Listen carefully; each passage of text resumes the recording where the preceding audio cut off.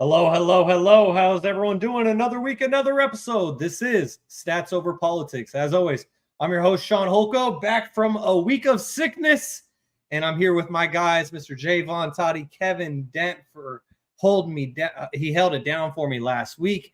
And Kaz Johnson of Kazzy Bear TV. The left side of the panel isn't feeling great right now, but the entire panel experienced a loss in week 2. Kevin, I'm going to start things off with you in that Super Bowl jersey that you actually got to witness. How are you feeling right now? All day, I'm feeling good. I'm confident. Nick Foles is coming back. Had to dust the dust off the old jersey. I'm ready. There's no way in hell we lose. Toddy saying, Kevin, not one chance. I said, Toddy, hell would have to freeze over and there'd have to be another COVID outbreak. No way in hell.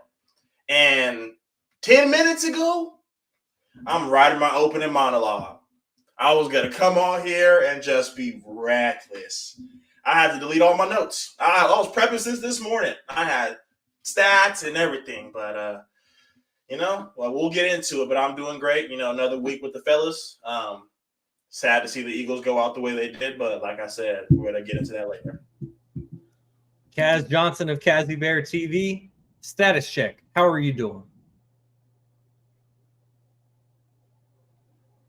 You're still muted, so we can't hear you on our feed, but I know. Okay. I'm muted. I know. Okay, so cheers. And for the audio-only listeners, Kaz is taking the shot right now. Just open it up with his pearly whites, followed up with a beer, and that is how Philadelphia is feeling. Why are we so happy? We should be sad. Here's what I'll say. Okay. It's not the end of the world. If we were going to lose, I would rather it not be like that, because Atlanta does have potential, and they showed it tonight, and it's awesome. Like, cool, dope. You got guys that can make plays. Bijan went crazy, and we didn't execute when it mattered the most, and it's just that. And it doesn't really hurt a lot about the loss because it's just week 2. We're 1-1. It's not a big deal. But what I'll say is this: home opener, more than one opportunity to make something happen, and we didn't. And yeah, I'm drinking to that, man. That's it. So I don't feel terrible, but what I'll say is this: my sports book kind of hold me tonight. Pockets is hurting. I got to get to work tomorrow, so I'll say that. I'll drink to that. Damn Cooper Cup. And Jaevon, Toddy, you were just saying, why are we happy? We being 49ers fans. After the 49ers lost on the road in Minnesota, I lost $20 to Wes Reynolds, who is a friend of the pod. And on top of that, not only is Christian McCaffrey on IR, but Deebo Samuel is now out for multiple weeks. So, Jaevon, why are we happy right now? I don't know, man. It's just, we watched something happen. It was tragic events. I should have called Kevin and wished him my condolences like he always does to me. He called me twice today to wish his condolences. So I want to return the same favor to him, wish him his condolences. I know the Niners lost on Sunday, but I still feel good about my team and where we are. I feel like the Eagles fans on this podcast should definitely be worried about their team and where they're opening monologue. You taking shots? Like we both didn't just lose. Yeah, but I feel great about my team. I can't say the same for yours. The best team in the league that he once said. For all the people that do not know, we like to reference the group chat here on this podcast. And Kevin said yesterday, I'm paraphrasing what he said. I would like to get the direct quote, but he said something on the remainder as, sorry that, the Niners couldn't get it done. Cowboys couldn't get it done because our group chat's filled a couple of different fans. So all the teams that lost yesterday, like, it's not even about getting. It's not that the Niners and Cowboys and Eagles didn't get it done. We got our ass kicked. Okay, all of us did. Yeah, let's call what it is. We got our ass whooped. So kind of to finish the quote, Cass. Sorry, I don't mean to cut you off. To finish the quote, Kevin was like, "Hey, I just want to let you guys know they saved the best for last. Best team in the NFC. I don't know if he said the best team in the NFC or best team in the league. Man, just misquoting me. Just lying to the people. He said they saved the best for last. Be sure to tune in to Monday night tomorrow. And I was like, okay, Kevin, And then I remember I quoted, or I didn't quote, I said, Kirk Cousins has a chance to do the funniest thing tomorrow. Just the funniest thing could happen tonight. And it happened. So let's put some respect on Kirk O'Chains. And the Instagram live is jumping. We got people in the comments wanting to hear from Kevin Dent. Kevin, do you have anything that you want to say to all of the viewers, not only on Instagram Live, but also on YouTube? Obviously, we're going to get into the game that was in a moment, but any other opening thoughts, Kevin? You know, there's a lot of people in these comments. I can't even see that, Kaz. You have to read it to us. Here, Kaz, I'll put you up on the big screen. Give me a second. I'll put Kaz. Something. Oh, yeah. Oh, by the way, Kevin, I want to. We're not. I'll let Kevin go. I'm gonna put it up here for right now. Let it out. And if you see it, cool. If not, I'll talk later. I'll just say, Kev, that's not. No, I'm telling you, we gonna leave that there. It's not yours. It's not yours. Wait, here we go. Finally got it. There you go, Kaz. We're trying to see up. Okay. Oh man, $300 on the Eagles money line and Devontae Smith. Over, is that 80 receiving yards? He had like 76. Yes. He had 4 yards away. Oh man, we needed a one pass to Smitty and a field goal to win the game. I'm done. Absolutely. I'm fried. I'm terrible. Fuck my bills. Fuck this house. Fuck this. I'm done.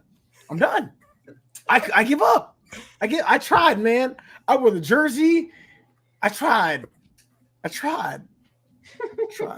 But getting back to what I was saying, you know, there's a lot of Cowboy fans, there's a lot of Niner fans. And when you see this jersey, just understand when the confetti fell, it was my team's color. You know, the TV wasn't black and white. We were able to see it. A lot of the people in the comments around our age, we wasn't even breathing when the Niners was winning all them Super Bowls. See, my dad's old, so he gets to talk about all them old bowls. But a lot of y'all ain't never seen one of these. Y'all get sweatsuits instead. That's all I'm going to say. He goes back to the 2017 title, guys. All right. Hey, you want to go back to 1996, Toddy? Where were you? What were you doing in 1996? Tell the people, Toddy. Tell them. He's hurt, guys. He's hurt. It's okay. Toddy, it's week 2. It's week 2. Nobody's really hurt. I'm more again. If I didn't bet today, I'm all right with that. Whatever, you know, it's what it is. It's the $300, $400. That was one bet, y'all. That was one. I had multiple. I had more than that. That was just a big one. Toddy, you know what I'm saying, bro? Before I move on, I hope Gary's watching because Smitty just got me the W in fantasy. Oh, 124 to 123. Well, congratulations, because I'm pretty sure that my team lost this week. Nevertheless, guys, episode 113 of Stats Over Politics. Let's get right to it as the Falcons beat the Eagles 22-21 on Monday Night Football. If not for a Saquon Barkley drop under 2 minutes in the game in the red zone, the Eagles would have not even scored the game-winning touchdown. They would have just drained out the clock. The game would have been over. They would have been victorious by a final score of 18-15. Instead, they have Saquon drop it. They have to kick the field goal, go up 21-15. They leave a minute and a half for Kirk Cousins, fresh off of an Achilles tear, and yet he gets the job done. Kirk Cousins gets his first victory as a member of the Atlanta Falcons. And so, Kevin, I'm going to toss it back to you, but what did you think about Saquon's drop? Because you got a miserable Cowboys fan in the comments named Rob saying Zeke would have caught it. And so that's a hell of a comment. But aside from that, Kevin, just what did you think of this game overall? You know, you could say Zeke could have caught it, but I know what he would have done. He should have ran it, you know, just straight handoff. And like Shaun said, milk the clock. We were running the ball very well throughout the whole game. I don't know why we decided to do it. It's a ballsy play. But then I'm the same guy sitting here on the first drive saying, fuck yeah, Kellen, 4th and 4, put your dick on the table. So you have to look at it because there's a lot of fans that love the going for it, you know, the Dan Campbell fans of the world. And it bit the Lions when it mattered the most. They could kick field goals, but they went for it on 4th. We passed the ball. You know, he walks to a first down. He runs the ball. Can he get 4 yards? Who knows? But for the fact that Jalen Hurts is now going to get dragged through the mud is insane because it should have never been in that situation. A lot of people are going to say A.J. Brown's hurt. We can't do nothing. And I'm going to agree. The Britton Covey experiment needs to stop. For him to be the wide receiver 3 was very, very news breaking me because I thought it was going to be Paris Campbell. I thought there would be a lot of other options. The Wilson guy from Florida State. I thought there were going to be a lot of other options to go at wide receiver 3. But for us to go Britton Covey and for us to go to him so often, and you have to realize he's playing in the slot. So you're taking away snaps from Smitty in the slot to put in Britton Covey. I get it. We're hurt. I just don't understand why we were doing that. On the secondary standpoint, we couldn't get any pressure. Jason Kelsey, Eagles legend, was saying it. The Falcons O-line dominated the front. The Eagles were able to get in there and force a couple big plays every now and then, but Kirk Cousins was able to sit back there and dot us up. And Kirk Cousins missed a lot of throws that would have been big-time touchdowns. So we're seeing the same things we saw last year, missed tackles. We have countless amount of missed tackles. And our secondary just not figuring it out. When we dropped that pass and we would have to kick a field goal, I was like, you know what? I'm having deja vu. I'm sitting at what's the bar, Shaun, right in front of Golden One to the left, the sports bar.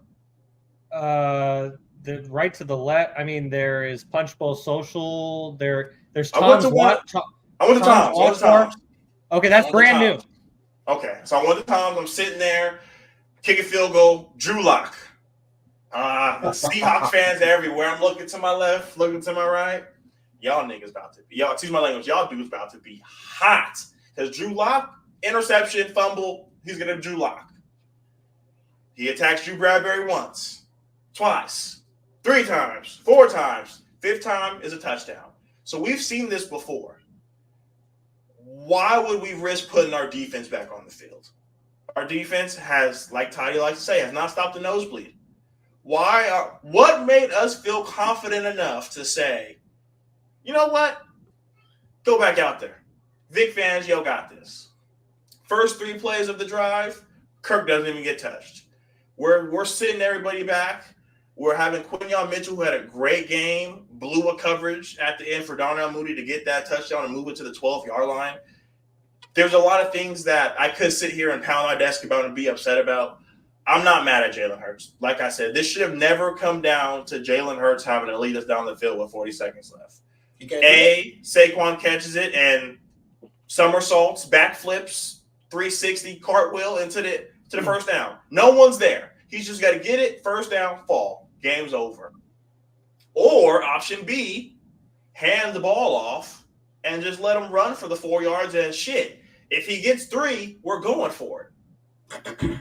There are so many times where I feel like we didn't get the run going in the red zone. We're pretending like we still have A.J. Brown. Everyone knows Devontae is the number 1 option. Dallas Goedert was basically non-existent in this game, so that hurt us a lot. Everyone was screaming Jahan Dotson. His first pass went for 6 yards, and I was ready to go. I was like, it's coming. He's doing his thing, and he didn't do much for us. But end all, be all, a lot of good things to take, a lot of bad things to take. An offense that scored 10 points last week outscored us, and that's hard to say. Not being a hater, but Kirk Cousins does look 100% healthy to me, and that even makes it worse. Toddy, you look like you got something to say. Oh, man. The team that only scored 10 points last week. Let's give some. We got to give some props to the Steelers. The Steelers defense looks like the '85 Bears. Told Kevin that earlier today on the phone. TJ Watt looks just like a man amongst boys. So I was like, don't be fooled because Kirk Cousins went up against TJ Watt, Patrick Queen, and all those guys. Don't be afraid because I'm like, y'all defense is nowhere near the Steelers defense. All right.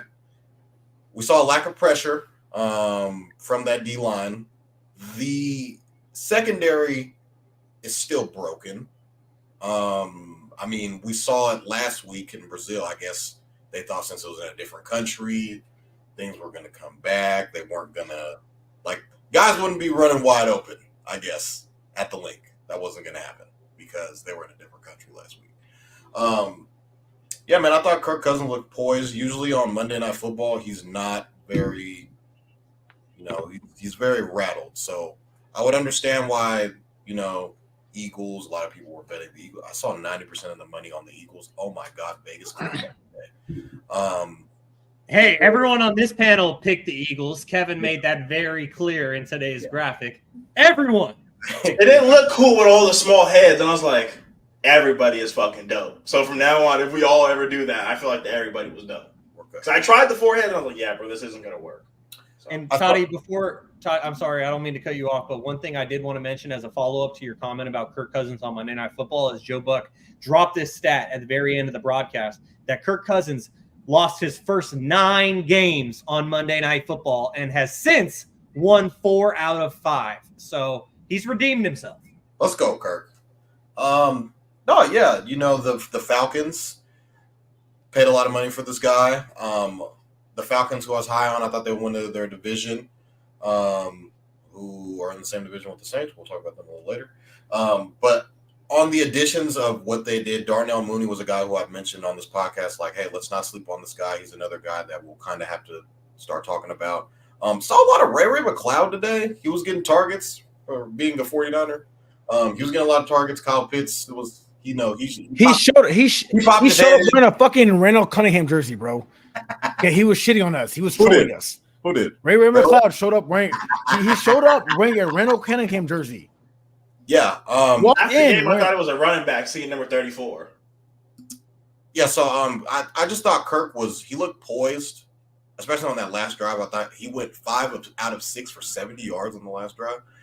Drake London was making plays. Obviously, he caught the game-winning touchdown. Bijan Robinson is trying to make his case for being a top 5 running back.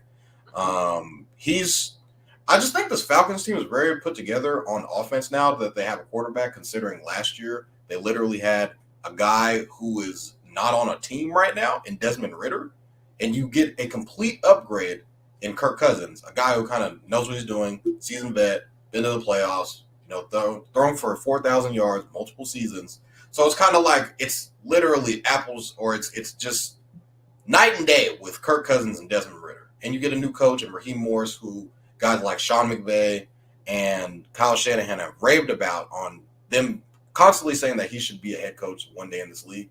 So I feel like the defense was already kind of taken care of, because I thought the Falcons defense was making plays throughout the game, getting key stops.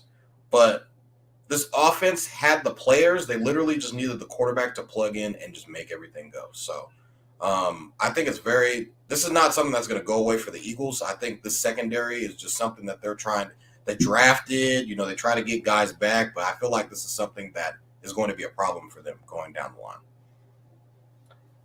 All right, Kaz, you've had a moment to compose yourself. Maybe you got another shot on deck, but let's hear it. What did you think about the Falcons winning 22-21 on Monday Night Football? I'll say it. Hurts got to do more. I'll say it. I don't care. Got to do more. Go for 180. Bro. And I mean, I'm sorry. That's what Sway was saying on Instagram too to Kevin, as he said, you're not mad at his poor decision making, Kaz. You obviously are. I'm pissed. Can't stare down AJ Brown if he's hurt. No.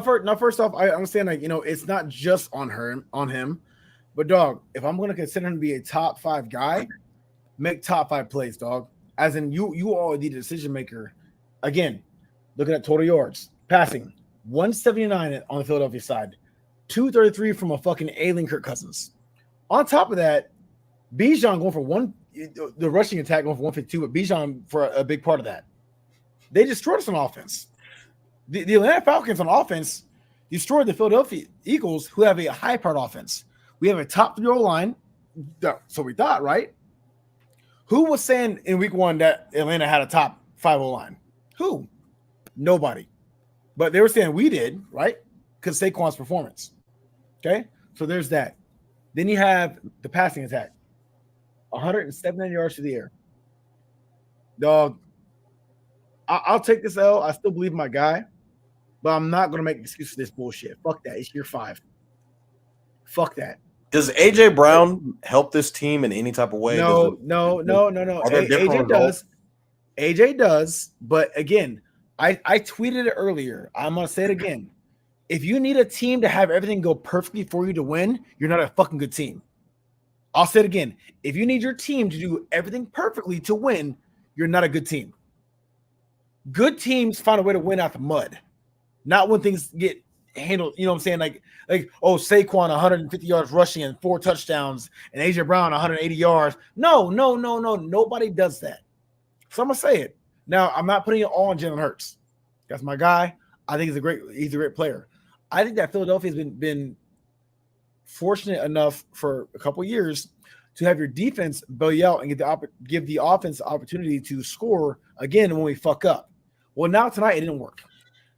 It almost worked. It almost did, because guess what? If we would have got to that first down and converted, we probably kick a 56-yard field goal, whatever, and win.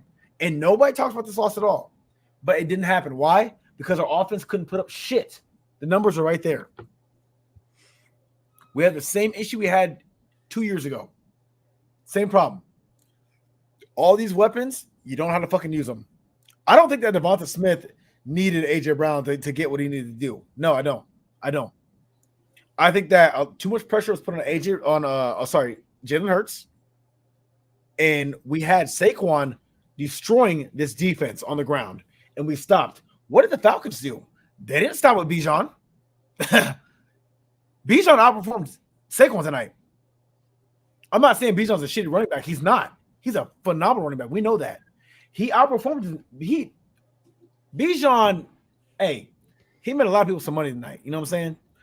But I cannot ignore the fact that if you're a good fucking team, we're all, you know what I'm saying, like mid-20s, and I'm in my 30s, obviously, you know what I'm saying? I'm the old head, right?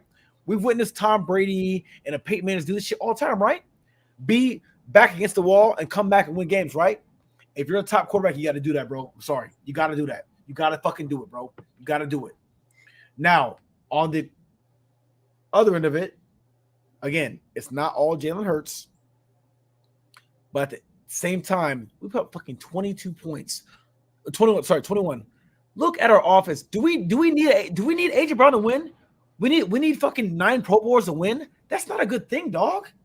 You need 19,000 Pro Bowlers to win? Come on, man. That's not good. I'm gonna admit it. It's not good. It's not good, man. It's not. Look at the Chargers. The Chargers have no receivers. They're 2-0. Yeah, they played the Panthers. Yeah, they played whoever they played week 1. It doesn't matter. The Raiders. The Raiders. The Raiders just beat the fuck out of the goddamn Ravens. You see what I'm saying? And I tweeted that today.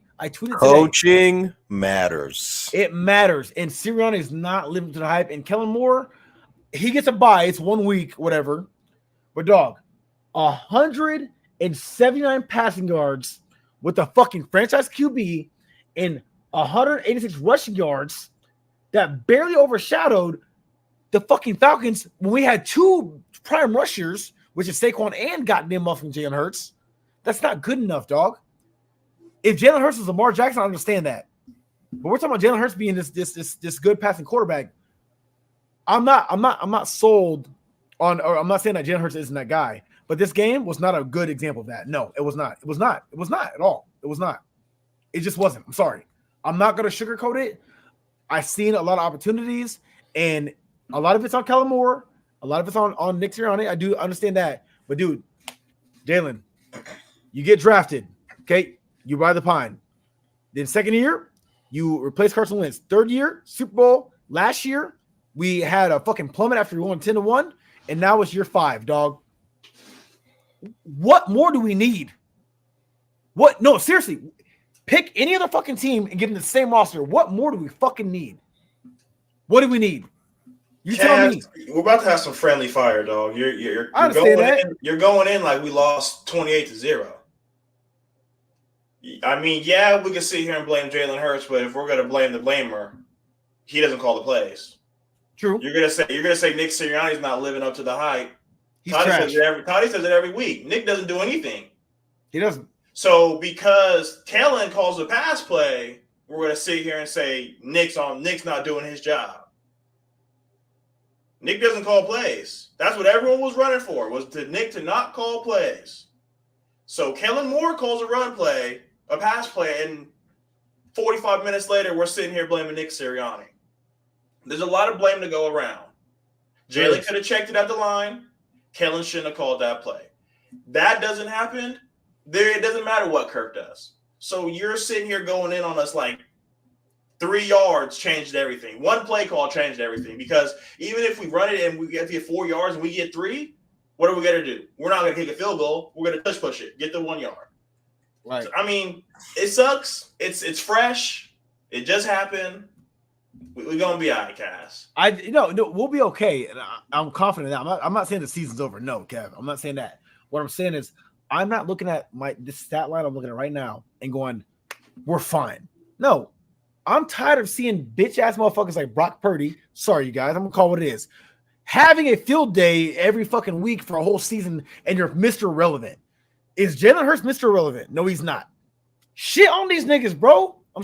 My bad. Shit on them. I'm gonna call it what it is. Shit on them. You got a top receiver corner in the league, man.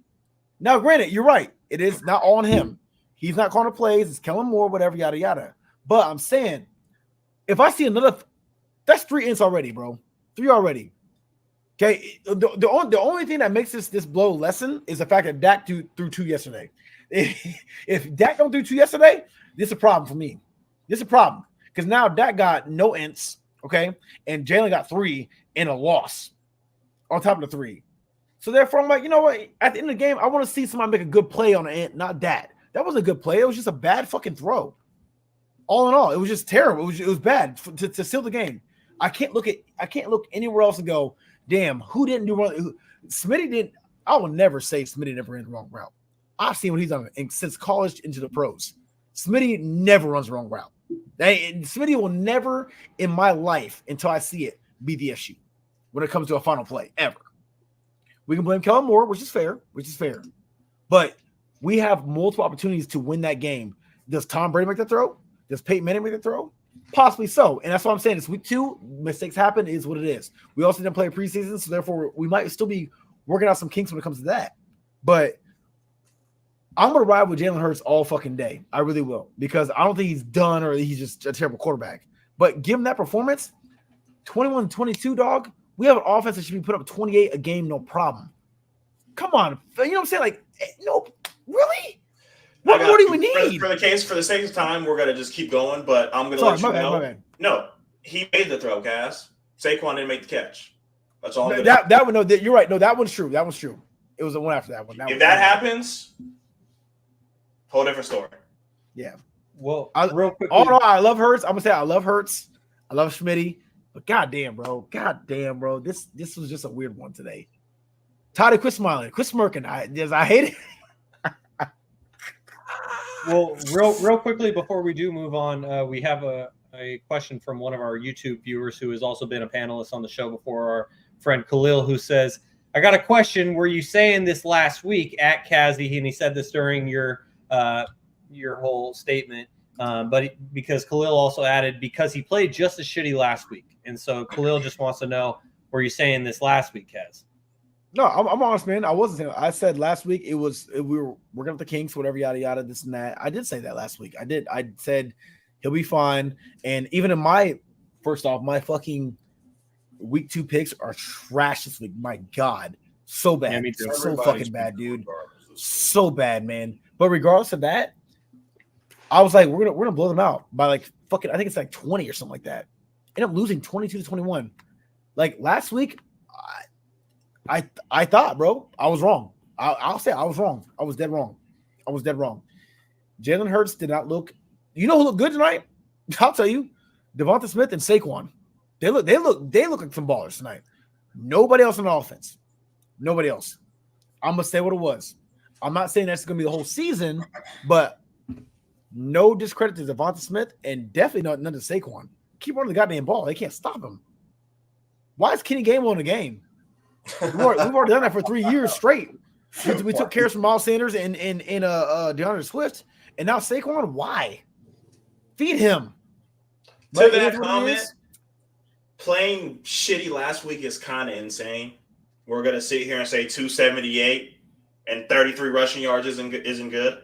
Kevin, you gave up 400 yards total last week. He said Jalen Hurts played shitty. That comment had nothing to do with the Eagles. That shit said Jalen Hurts.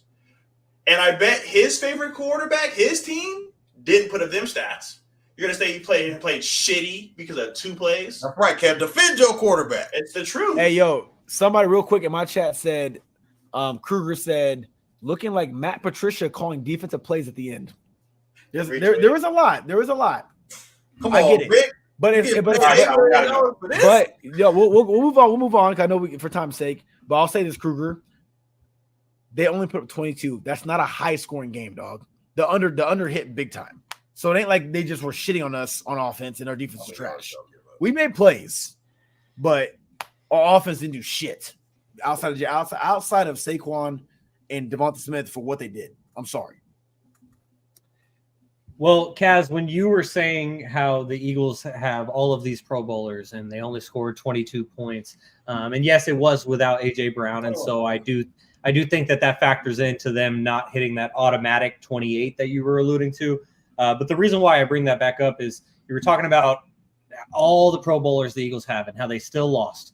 And it just felt like deja vu for me, or maybe not deja vu, but very similar, because the San Francisco 49ers lost 23-17 in Minnesota. And Kevin has been waiting 35 minutes for this moment. So here we go.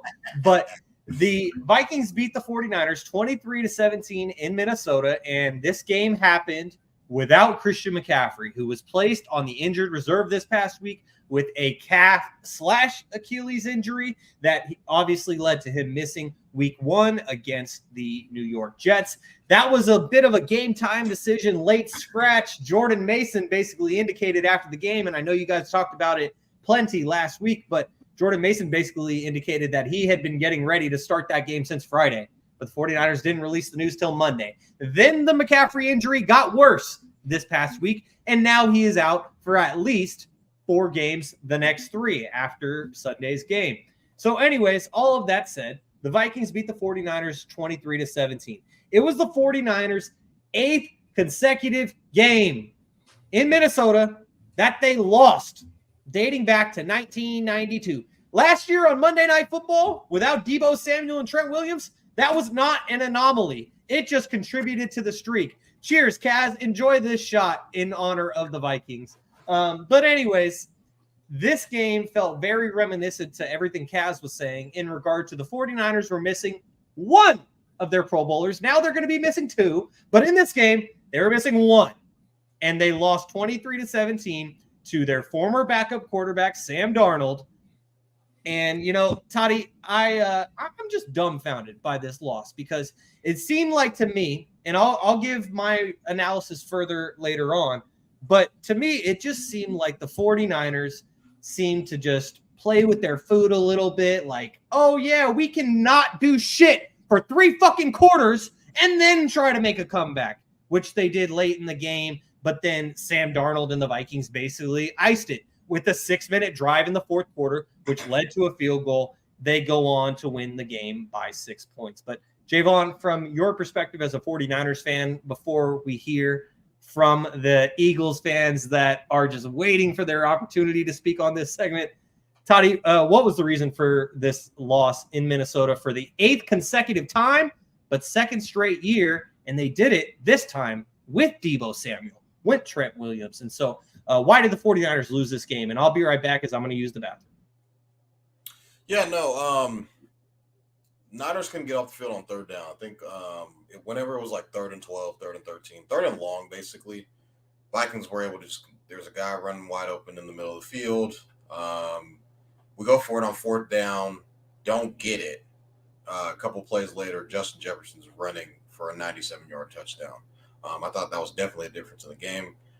But we were able to force the guy who sole purposely kept us in this game was Fred Warner, forcing 2 fumbles and having an interception in the game. He was literally changing the game by himself. So for the non-believers that somehow believe or think that Fred Warner is the best linebacker in the game, I'll just tell them to watch the tape. But it was there were just a bunch of just dumb things that the Niners were doing that we just kept like, oh, it's okay, we'll be able to get it back, and the Vikings were able to score off of those turnovers. It was a shock to see. Brandon Ayuk, come on, man, we paid you $30 million. We need you to start showing up, especially now that Deebo Samuel is going to be out and Chris McCaffrey is also out. You need to start making plays like you $30 million. I mean, I saw a guy on the other side of the field who makes $35 a year, and he's out there grittying in the end zone, running for 100 yards. Like, that's what it's supposed to look like when it comes to, okay, you're a top 10, you're the top one, the guy, the number one receiver. That's what that looks like. So, Brandon Ayuk, I need you to start chipping in. You got to start putting it, because right now you missed all of camp.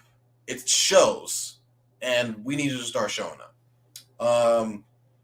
Niners weren't really able to get off on third down. I feel like that was a key thing. We didn't have any timeouts at the end of the game. Like, what are we doing, Kyle? Can we manage the game better?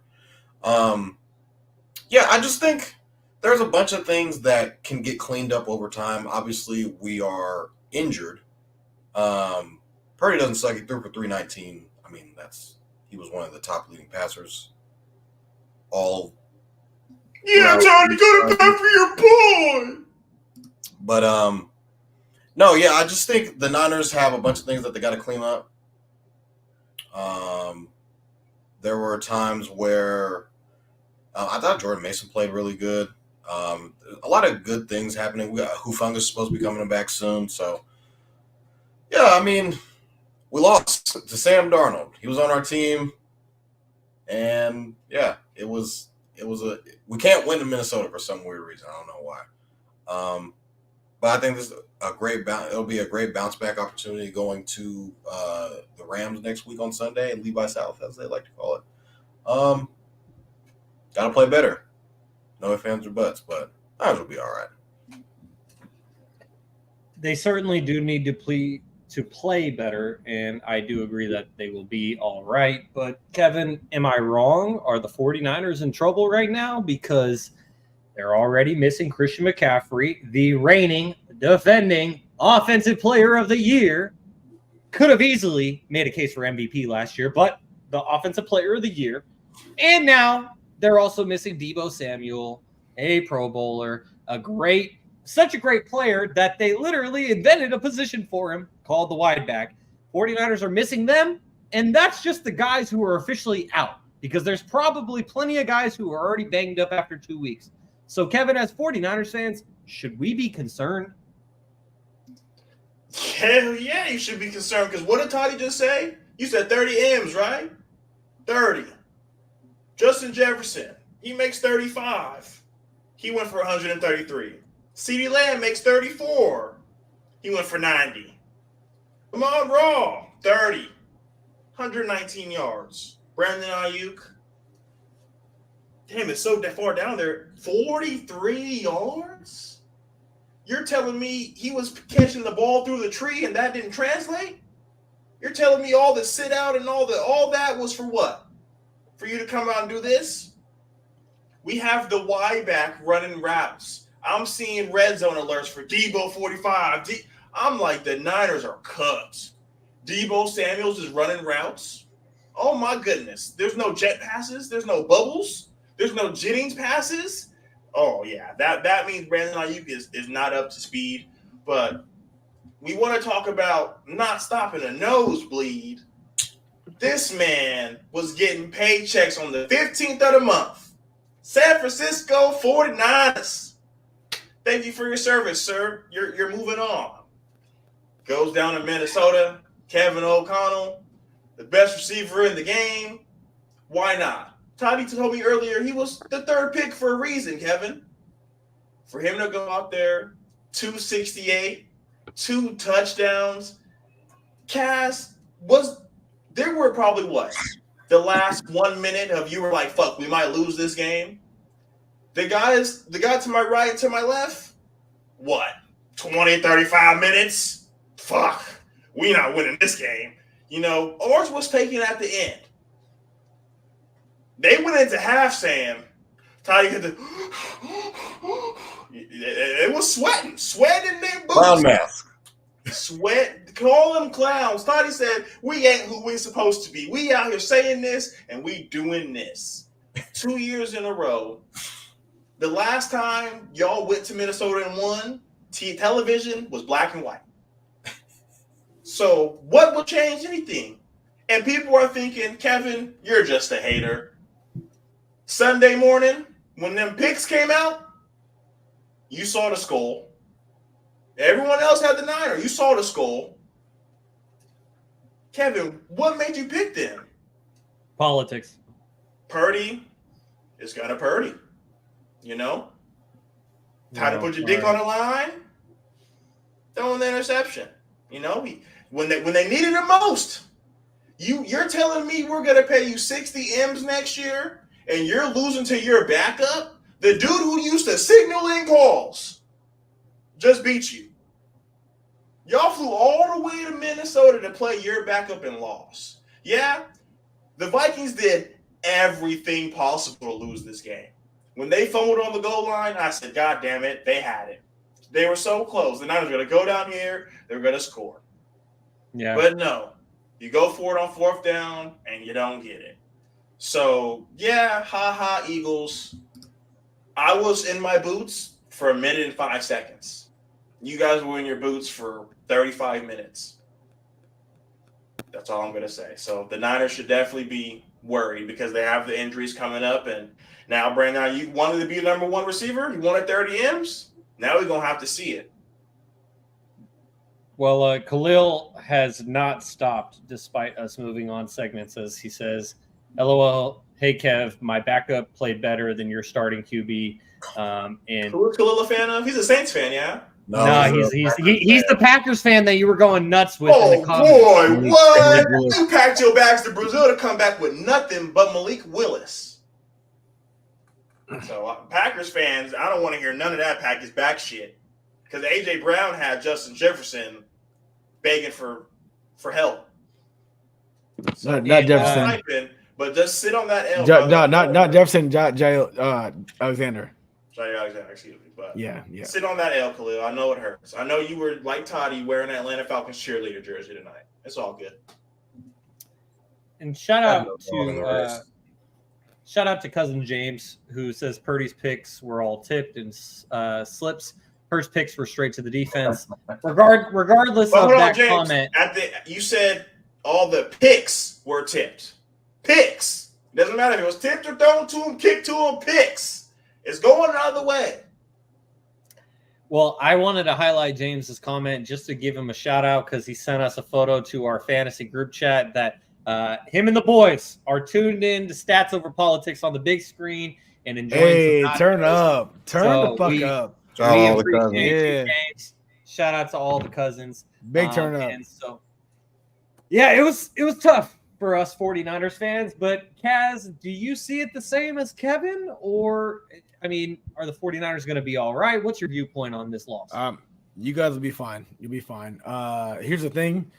This is going to be one of those seasons where teams that should be winning are going to lose a couple here and there, and then as the season progresses, they'll end up right where they're going to be. This week was crazy, all right? If you called – It was. If you called 85% of the games, if you do pick'ems, if you called 85%, you did. Come on, Kev. You called 85%. Bro, check me out. Hold on. Raiders. I want to know. Cowboys game. You called that? No, I missed the Cowboys game. Oh, what'd you call? I called the Raiders and Vikings. That's big. Out of hate. Out of who else? Out of hate. I lost the Colts. I picked the losers I had were the Colts, the Rams, the Lions, and the Cowboys. So I lost 4 games. So I had there was a lot of upsets this week. It was big time. So last week I made my little videos. You know what I'm saying, on YouTube, whatever. Out of hate. So last week I was like I picked a lot of upsets. So last week I picked week 1. I was like, a lot of upsets, and I got called out from my YouTube channel. Right. This week I'm like, you know what? I'm playing safe. You know what I'm saying? I picked a couple upsets, and it's like first week all the favorites won. Week 2, all the fucking favorites lost. I'm like, God damn, bro, I can't do shit. A lot of dogs this week, yeah. This is one of those. This is just one of those scenarios where it's like, okay, you got the Niners losing, the Eagles losing, the Cowboys losing, fucking who else? Who Niners. The Lions lost. The Niners lost. You know, it's just Ravens. A Raven. It's like, dog, we know what it is. Let's call it what it is and understand that these teams will find a way to come back and go on a streak. Every last team tonight will go on at least a 3 to 4 game win streak. 2-0. Oh my god. Okay, I'm sorry, Kaz. So shout out to G, who is our former co-host, beloved friend Gary, who says, "Ain't the night to wear those jersey, my boys." The Niners fans knew to keep those in the closet, and what Kevin is fantasy, Gary. For the audio, jersey, put me a game. Kev, Gary could take that, Gary. Fuck the jersey. Gary's riding high right now. Steelers are 2-0. The jersey's cool and all, but it's only for life. For life. For life. Put the money on the line, Gary. How about that? So for the audio Gary listeners, hold on. I got a question. I get that both of our teams lost, right? We trash. You guys bouncing back next week? You guys bouncing back on Sunday? We shouldn't have 4-0 going to the bye week. We play on Sunday. You're just talking to your guys. You don't even know who we playing. You just talking shit, which is the Saints. Who are you playing? The 2-0 New Orleans Saints. Come on now. Hey man, I'll put 1,000 on it. This ain't a Disney movie. Whoa, Kaz, you already lost enough money. Chill, bro. Chill. This ain't a Disney movie, bro. I'm crazy. Dreams come to an end. It's called dreams and nightmares. You know, you have your dreams, you go high. AJ playing? He doesn't have he'll play next week. Yeah. I saw a report saying that he's going to be missed multiple weeks. No, I you saw didn't. the same report. Line. And you know who said it? You know who their source was? Who? AJ Brown, the employee. If you're good, bro, the Eagles head source said just one game. Now it's a couple weeks. I'm going to take the legitimate source. We've heard plenty of shit in a pregame interview. Go ahead, Shaun. Go ahead. Hold on. So we're going to believe what a team official says is a player's injury over the player himself. Did I hear that correctly? I'm pretty sure you did. Okay. All right. So we're not going to believe the player when he says. So when he plays next week, what then, Shaun? Then we don't believe players anymore? Hey, if he plays next week, then I was wrong. But right now, for you to say definitively, because someone on the Eagles personnel says that he's not going to, or that he will play, it's just I don't it's mind crazy. him missing, but for the source to be AJ Brown, it's kind of that's insane. Literally the A1 source. Insane. When's the last time we heard an ESPN notification from a player? Oh my God. It's like you're Name your hearing directly. You're hearing directly from. No. Brock Purdy says. I mean, it's from the horse's mouth. Hassan Reddick said he called him out, but he in the Jets' office right now about to get paid. Now he's a liar. Literally, no one knows how his injury feels other than him, and so for him to say it might be a couple weeks. I don't believe the guy who's actually feeling the pain. So look, life comes at you fast in this league. Did he say 5 to 7? He said might.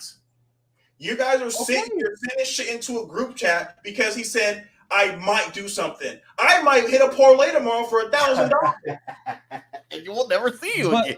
But we're also. But he did not say I'm out for 4 to 6 weeks. He said I might. We're coming in here. People are sending me screenshots off of him saying I might. He did not say I'm not playing. He did not say I'm not playing. If he said I'm not playing for a couple of weeks, I'm not playing. I'm all for player empowerment. But for you to come out here and say I might not play, what does that do for anybody? I understand your point in general. I better bounce back next week. But what I'm saying is that if it's coming directly from the player, that they might 50% chance, even 49% chance, they might miss a second week. I'm gonna listen to that player more so than definitively, because right now it sounds like you're saying for a fact he plays next week. I'm not saying for a fact, but even if he misses just 1 week, he said weeks. So now everyone's thinking IR. For him to come out there and say that, you don't know what to think. But you don't know what to think. Weeks, you don't know what to think. He didn't say I'm missing Sunday. He said weeks. All I'm saying is for him to say might be weeks and for this to be spiraling everywhere, is he Woj? No gotta be Woj. Like you're not playing. What is your point for you to come out there and say that? I don't know, Kev. He was top tier Schefter. You don't got to get it from a source if it's coming from the source. But as we keep things moving here on episode 113 of Stats Over Politics, Shaun Holko alongside Kevin Dent, Jaevon Toddy, and Kaz Johnson. We're hurting. And the guy who's lurking in the comments, the Steelers fan, aka Gary, this is the last comment I had to highlight from him because it was a long one. But he says, feels good to be the only one on here undefeated. Steelers 2-0. That's all I got to say. And baby goat doing the same shit, different day. Congratulations, Gary. Congratulations on your 2-0. Now that he's not on the pod. Gary shout out Gary, man. That's the homie right there, though. That's the homie right there. I can't even hate on it, bro. Shout out Gary. Shout out to the homie. He's to go on this podcast, man. He's happy. Shout out to the vice president of the Justin Fields fan club. I don't know if he's going to be Cordell's in there part of that fan club forever. But after, Cordell is the vice president. I gave Gary the treasurer position because he wasn't fully invested. Cordell was fully invested. But hopefully that's the case beyond 2 weeks as we keep things moving here on Stats Over Politics. I was just trying to weed through any of all these comments. Shout out to everyone who is active on YouTube and on Instagram. We appreciate it. All lost, bro. Like I get it, it's ha-ha, but it's ha-ha to everybody. We just got another ticket to Loser Club. We're all in the same place. Until next week, we're all 1-1. Something that all four of us can unite on and we can all revel and enjoy is the fact that the Dallas Cowboys absolutely got the brakes beat off of them by the New Orleans Saints at Jerry's World, 44-19. And Kaz, we take it back to the preseason when I told you that the Cowboys were going to go like 8-9, something like that. And I had like 6 of the losses at home. And Kaz, you told me, Cowboys, they don't lose at home. Well, it's a new season, and they're not just losing at home. They are getting the brakes beaten off of them by Derek Carr, a.k.a. Michael Jackson, because of that selling. He said – and that's why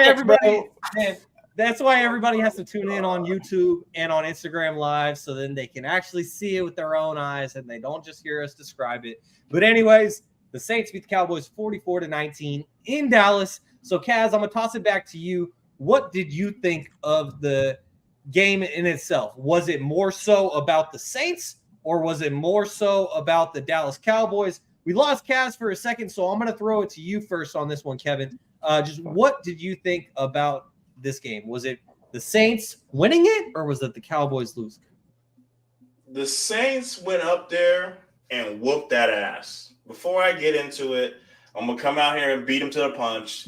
Toddy has Alvin Kamara in fantasy, and I told him this isn't 2019, Toddy. Who cares? And now look at him. Ha, ha, ha. You proved me right. I thought the same thing. Toddy's just praying on a miracle. Moving on.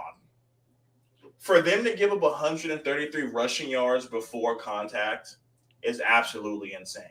They have now lost 2 back-to-back home games. And this is supposed to be Jerry's World. Like you mentioned, Cass said they don't lose at home. They have a lot to figure out. And the question is coming around is, did the Cowboys get better or do they just get more expensive? You're seeing Micah Parsons have 3 pressures for the whole game, basically non-existent. You can put him on a milk carton. They were looking for him the whole game. And Dak Prescott couldn't – you can't sit here and tell me Dak had nothing to do. Yeah, the defense gave up 4 or 5 touchdowns to Alvin Kamara. Dak also gets the ball back and gets a chance to score. They couldn't do anything. They were in shambles, and people are going to say Jake Ferguson's hurt, and they don't have a non-existent run game. But for Dak Prescott to be the highest-paid quarterback, like Cal was mentioning with the Eagles, like if you want to sit here and be a top 5 guy, if you want to be known as a top 5 guy, you have to make top 5 guy plays. And Dak Prescott didn't do that. We're not supposed to see this team lose at home. This is the first time. They've allowed 92 points in back-to-back home games, the first time since 1958.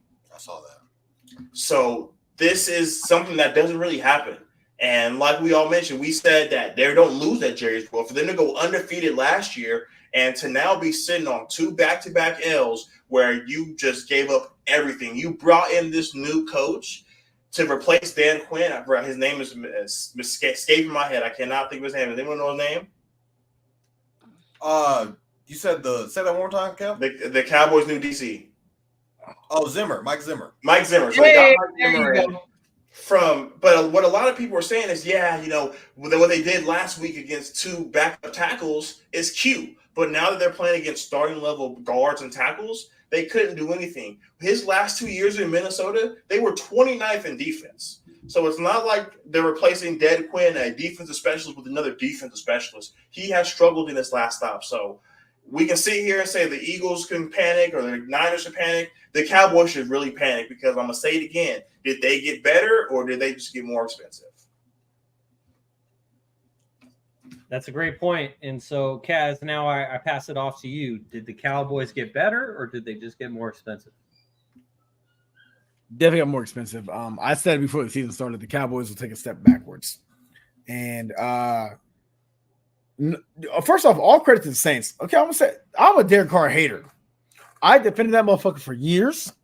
And 2 years ago, he's trash, he's terrible, whatever. I think Derek Carr is he's a gunslinger, man. He's a gunslinger that needs to be in a gunslinger offense. And guess what he has? Now he has Rashid Shaheed to take everything away from guys like Chris Olave and was even throwing Taysom Hill and Alvin Kamara. They played a complete game against the Dallas Cowboys. That's probably the best game they're going to play all season long. Let's call it what it is, okay? They played their best game in week 2 against the Cowboys. Kamara went off for 1 billion yards. Okay, Rashid Shaheed, again, another insane performance. Derek Carr is just one of those guys like, yo, you know what? I don't care if you're a big guy or not. I'm going to hit you up with that motherfucking ball if you're going to catch that bitch when I throw it. As for the Cowboys, what I'll say is this. I said it myself. The Cowboys are going to fucking wash the Saints. I said it on my predictions. I said it. It's gonna be a 2-score game. Cowboys win. And I said I was being generous. You got this secondary. Yeah, Deron Bland's out. I understand that. He's out. But you still have Trevon Diggs. You got Micah Parsons. These are guys that all Cowboys fans are saying these are the difference makers. These guys are prime time. Will step up in Jerry world. You know how hard it was for me to say as an Eagles fan that the Cowboys are going to win this game because they never lose home? To call that wrong, I was dead wrong. The Saints have proven all 4 of us wrong. There's nobody in this fucking group besides Kevin, maybe. I think you said Kevin, you took him, right? No, You I so did not we all said, yeah, we all said Cowboys, right? For our picks. yes. Okay. So therefore, even if we didn't want to say it, we said the Cowboys will win at home because they don't lose at home, getting their ass whooped. The Saints, I'll say this very loosely, for the next 6 weeks are real. I'm not gonna say that for the season.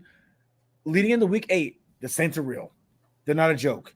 You better be able to stop Kamara, Rashid Shaheed, Chris Olave when he gets going. Shit, they're gonna have some games where Taysom Hill goes off. Get ready. As long as Derek Carr's not turning the ball over, you guys understand this, right? The Saints are gonna be a problem because their defense is just good enough as well.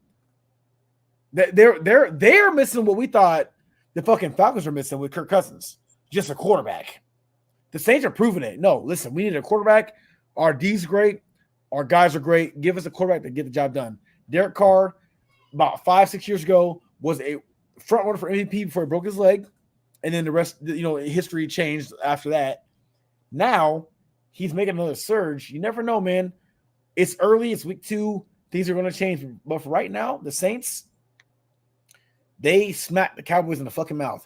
Thank God, because after what we saw tonight with the Eagles, we needed that. We needed that. The last thing we need is for the Cowboys to be 2-0 and wash the Saints, and we get beat by the fucking Falcons. So therefore, thank you, New Orleans, for right now. We see you guys next week. Holy shit. But yeah, you did us a big favor. After week 2, when it comes to the quote-unquote elite teams, the Chiefs and their fans are the only ones who could really be happy. And they're spoiled.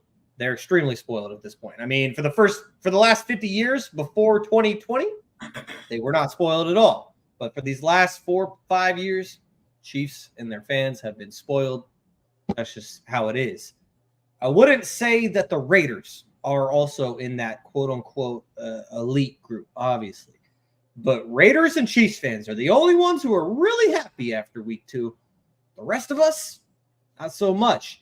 And so, Jaevon, as Kaz just said, this is pretty similar with the Saints and Derek Carr. It's very similar to the Falcons and Kirk Cousins. And as Grey Wolf points out in the YouTube comments, it's also very similar to the cycle that Baker Mayfield has gone through and how he has landed with the Tampa Bay Buccaneers. That's 3 out of 4 teams in the NFC South. The NFC South seems to be extremely wide open, except for the Carolina Panthers, who we're going to get to next. But, Jaevon, what did you think about this game? And are the Saints for real? Because you're the one who had them making it to the NFC Championship game last year. And after you kind of dealt with the backlash of that, going into this season, you said, I give up on this team. And now they're 2-0. And so what do you think about this Saints squad and Derek Carr? Yeah, I'm back on the Saints. He's back. It literally comes down to quarterback play. I feel like Clint Kubiak has a major role in the way that the offense is ran. The utilization of Alvin Kamara. Kamara is one of my favorite running backs. He is my favorite running back in the NFL. And just to see him kind of get swept under the rug by a bunch of guys, new booties like Breece Hall, and Saquon's out there, obviously. Kamara's been doing Bijan. Like, Kamara's been doing this for years. Like, before all these guys were literally in the league, he's literally been doing this for years on end. So for him to kind of get swept under the rug from, injuries and him getting suspended and all of those things and not really being one of those top teams. Last year I picked the Saints to literally go to the NFC Championship game, and that was based off of how great their roster is. And I'll keep saying it. They have one of the top rosters in the league. I'm been on here saying if Fred Warner didn't exist, Demario Davis would probably be the best linebacker in football right now. He's been flying all over the place, making plays. Cam Jordan is still, a Pro Bowl caliber player. I think Lattimore is hurt. They have, I forget, what's their other safety's name? Number 5. I think it's something. He was making a bunch of plays over the weekend. I forget what his name is. Jew could probably put his name in the chat just because he was making so many plays against CeeDee Lamb. But I like their offense. Like, they got Shaheed, who is proven to be a deep threat in the first 2 games. I like their tight end. I think his name is Jawan Johnson. I think he was injured. He was injured the past couple of years. Sophia says, "I know that guy. He's the TikTok girl's husband." And I was like, "Oh, okay, got you." But no, he's been injured for the last couple of years. He's been out making plays. So I mean, Derek Carr's talking shit to J.C. Horn last week. Like, bro, I got 3 touchdowns on you. Like there's a little bit of swag. You saw Kaz doing the Michael Jackson. He's doing the MJ in the end zone. Like, Carr got a little bit of swag back. So this team, and they have a number 1 receiver, Chris Olave, who Shaun and Kevin are very familiar with this time as they both do it in sync. Wide receiver, you baby. Ain't no debate. They are very familiar of who Chris Olave is and what he's capable of. So, man, the Saints team, man. So I'm probably gonna have to. I think the Saints are gonna make the playoffs. I had them in last in my preseason. I had the Panthers over them, so I'm just crazy. I'm gonna definitely just scratch that and say, hey, no, not Honey Badger. There's another guy in their secondary. Obviously, Honey Badger is one of the top safeties. I can look it up, but I think he's like number 5, something like that. Yeah. But the Saints are making the playoffs. I mean, it's going to be tough because the Falcons look good and the Bucs look really good. So it's like, who's going to – in my predictions, I obviously had the Bears going to the NFC Championship. That's probably not going to happen. But go ahead, Shaun. Will Harris.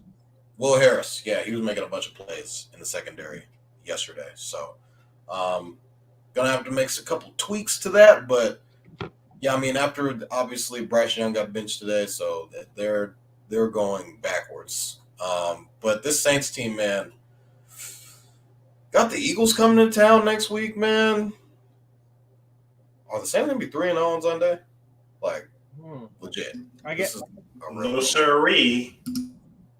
Well, I guess we'll have to wait for the hotline to find that out, and we will be getting to the hotline very soon after we dissect this last game in depth, and it's less about the game itself and what happened afterward. But we're going to get to that, and then we're going to get to just a speedy recap of the rest of the week 2 games in the NFL. And then it's time for Vonny's hotline, and we'll close things out with Factor Cap. But guys, let's get to this last game that we're going to dissect in depth. And it's the Chargers beating the Panthers 26-3. And you may be asking yourself, if you didn't pay attention to NFL football this weekend, why of all games are they deciding to highlight the Chargers beating the lowly Carolina Panthers 26-3? It has nothing to do with J.K. Dobbins' brilliant performance for a second consecutive week. Thank you, Toddy, OHIO. And it has nothing to do with that. It has everything to do with the news that Panthers' new head coach, Dave Canales, has decided to bench Bryce Young, the number 1 overall pick in the 2023 NFL draft. Khalil, you got me. You got me. Got him. So they have decided to bench Bryce Young after 2 games for the Red Rocket, Andy Dalton, with a weird-ass nickname. Nevertheless, Bryce Young has gotten benched. And Kaz, I'm glad that you picked up on that as well. And so anyways, Jaevon, I guess since you're wearing the red shirt, what do you think of the ginger Andy Dalton taking over for Bryce Young? How much better does Andy? Are they better? I mean, the line was at 7.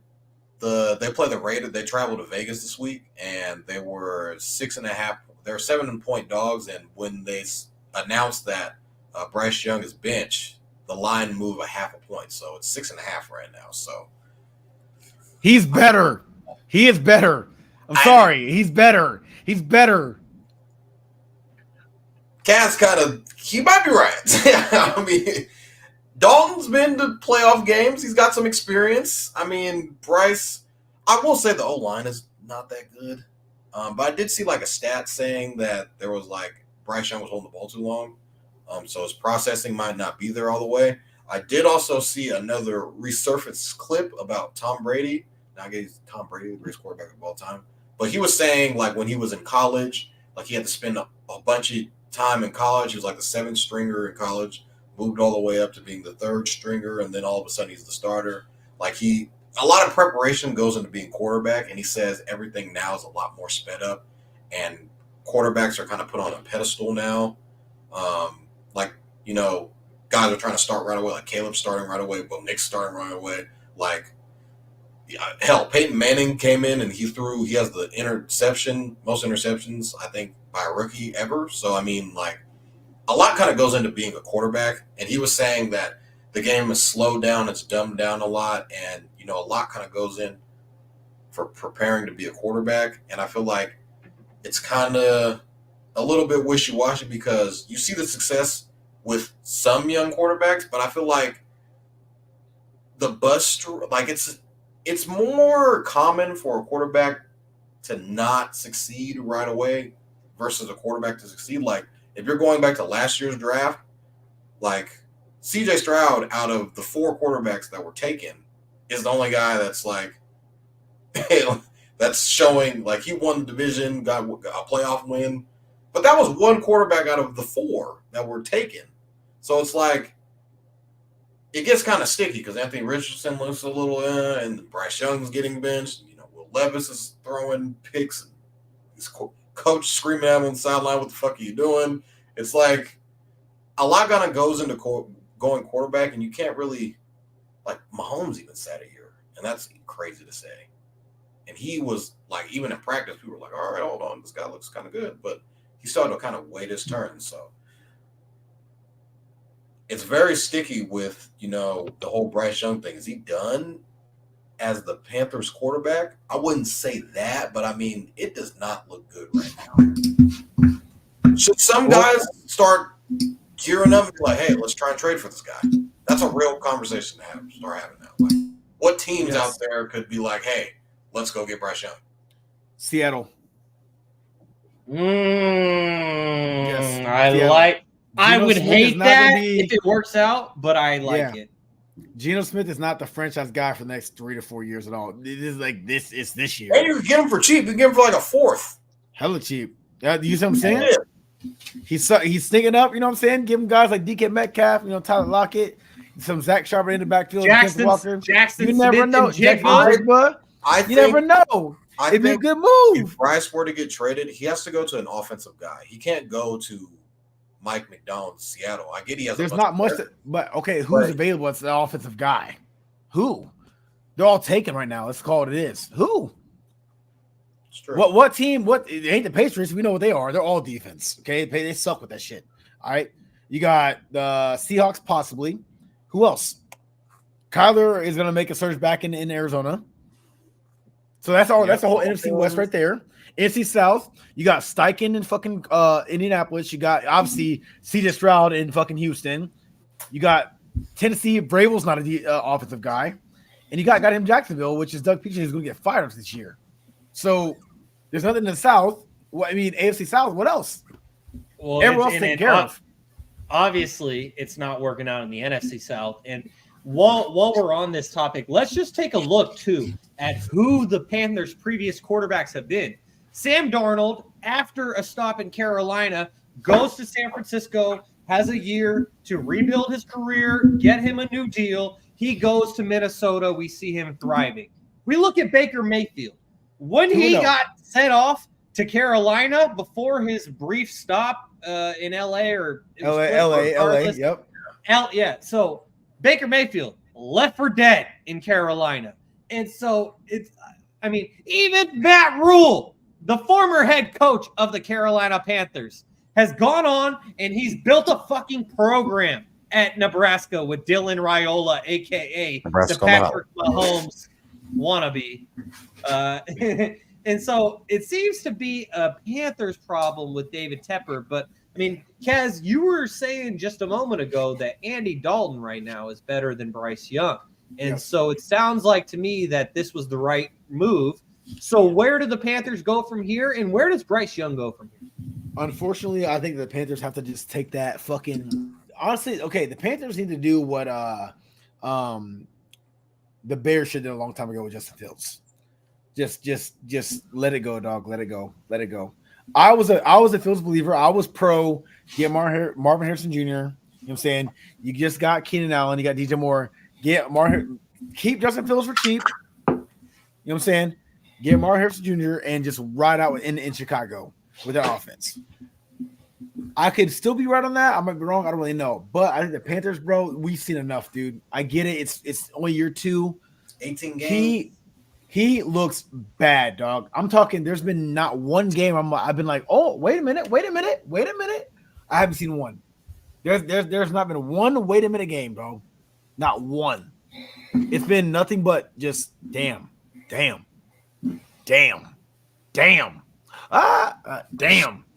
That's not a franchise guy. I'm sorry.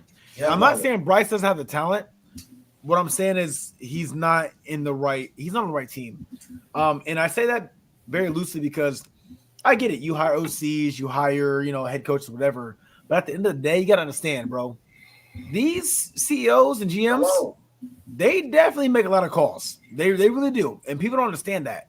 They are the kind of guys that go, I want this guy to be the star. Or I want him to be the star. Luckily for us in Philadelphia, we got Jeffrey Lurie, CEO, and we got Howard Roseman, GM.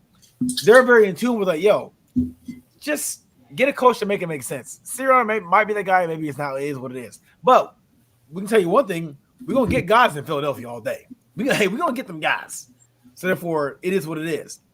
In Carolina, it's not like that at all. It's far from that. Bad GM moves.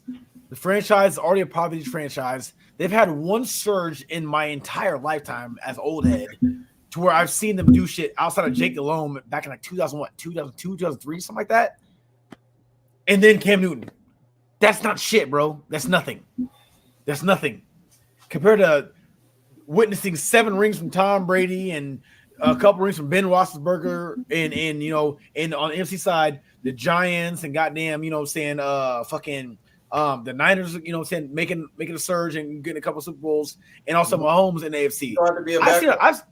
I've seen a lot of Super Bowls. I don't look at the Carolina Panthers and go, you know what? This is a team that can get it together with that quarterback. Hell the fuck no. It's way too competitive of a league, and Bryce Young ain't it in Carolina. Move around, put him somewhere with an offensive mind. Shit, maybe give him a Kyle Shanahan type shit. He won't be there, but you're saying something like that. It might make. Let me ask you guys this: as Niners fans, do you think that if Brock Purdy never existed, would Bryce Young thrive in your offense or no? You tell me. Absolutely. I mean, we would be taking a shot because but Brock, I don't know how you guys feel about religion and everything, but I'm a believer, and I truly believe that, God bless the 49ers with Brock Purdy. Regardless of if you believe in religion or not, something bless. So something out there bless the 49ers with Brock Purdy. But looking at your team, do you think that Bryce could have an opportunity? I'm not saying he would be Brock Purdy. Do you think that he would be better in San Fran as a quarterback and maybe have an opportunity to be kind of good, possibly great, versus where he's at Carolina? I think Carolina's just not a good fit for Brock or for Bryce Young. I think Carolina's just got to go and sit somewhere because he was kind of thrusted into it. You got to go and sit because look at CJ. We all like CJ. Let's call it is. We all like CJ, right? We all like he's. You can't hate CJ, bro. He's a good ass quarterback. He's a good dude, right? But he went to DeMeco Ryans. Nico Collins panned out. They got Tank Dell also at the same time. And then coming off of the fact they already had Damian Pierce at the time, who we thought was going to be a superstar. Didn't matter. He didn't pan out next year. But still, they had a fucking defensive mind coach who was hungry. That shit mattered, bro. That shit mattered, bro. Take away DeMeco Ryans. You think that fucking Texas last year are the same the word? No. They're not the same team. No. But even with CJ Stroud having Tank Dell and Nico and fucking whoever in the backfield, didn't matter. You take away from the fact their defense was balling out and the fact that they got CJ Stroud. No, DeMeco Ryans made that shit. He built a culture around that whole team. And then the addition of CJ Stroud, it panned out. Bryce might be that guy, but we'll never know until we see it. He might be a bust because he'll never be on that team. Who knows? But for right now, we're already seeing it with what's his name? Trevor Lawrence. Generational talent. He's about to be one of the biggest busts of all time. Call it what it is. He's had opportunities. I love the comment that we got here from Grey Wolf. Only the WWE fans will enjoy this one, but he says, CJ Stroud is my tribal chief. I acknowledge CJ Stroud as my tribal chief, or at least the chief of the Texans. And so, Kevin, just to wrap this segment up for us, do you think that Bryce Young's days in Carolina are over, or will there be another chance for him to start? This might be crazy. It might get a lot of boo-hoos, and I don't think his days are over. Let me give you guys a stat. The last time they led a game was 273 days ago when they beat the Falcons 9-7, December 17th.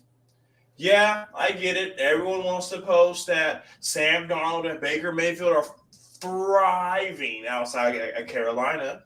You know why? Baker has Rachaad White, Mike Evans, Chris Godwin. Who does Sam Darnold have?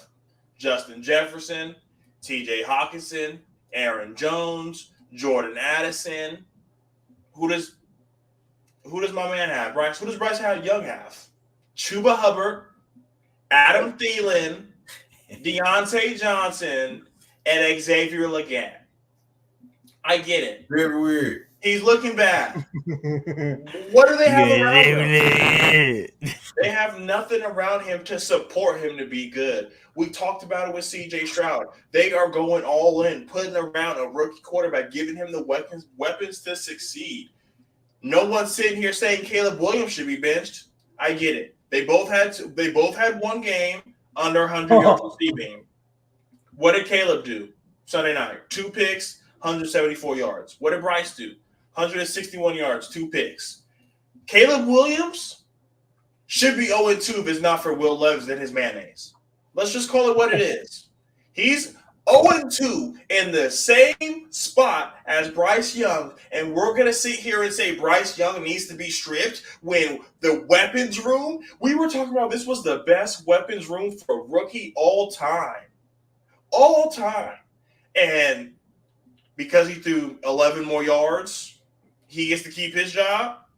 And because Will Levis threw a late pick to lose the game, people aren't calling for Caleb. Look at the scenario.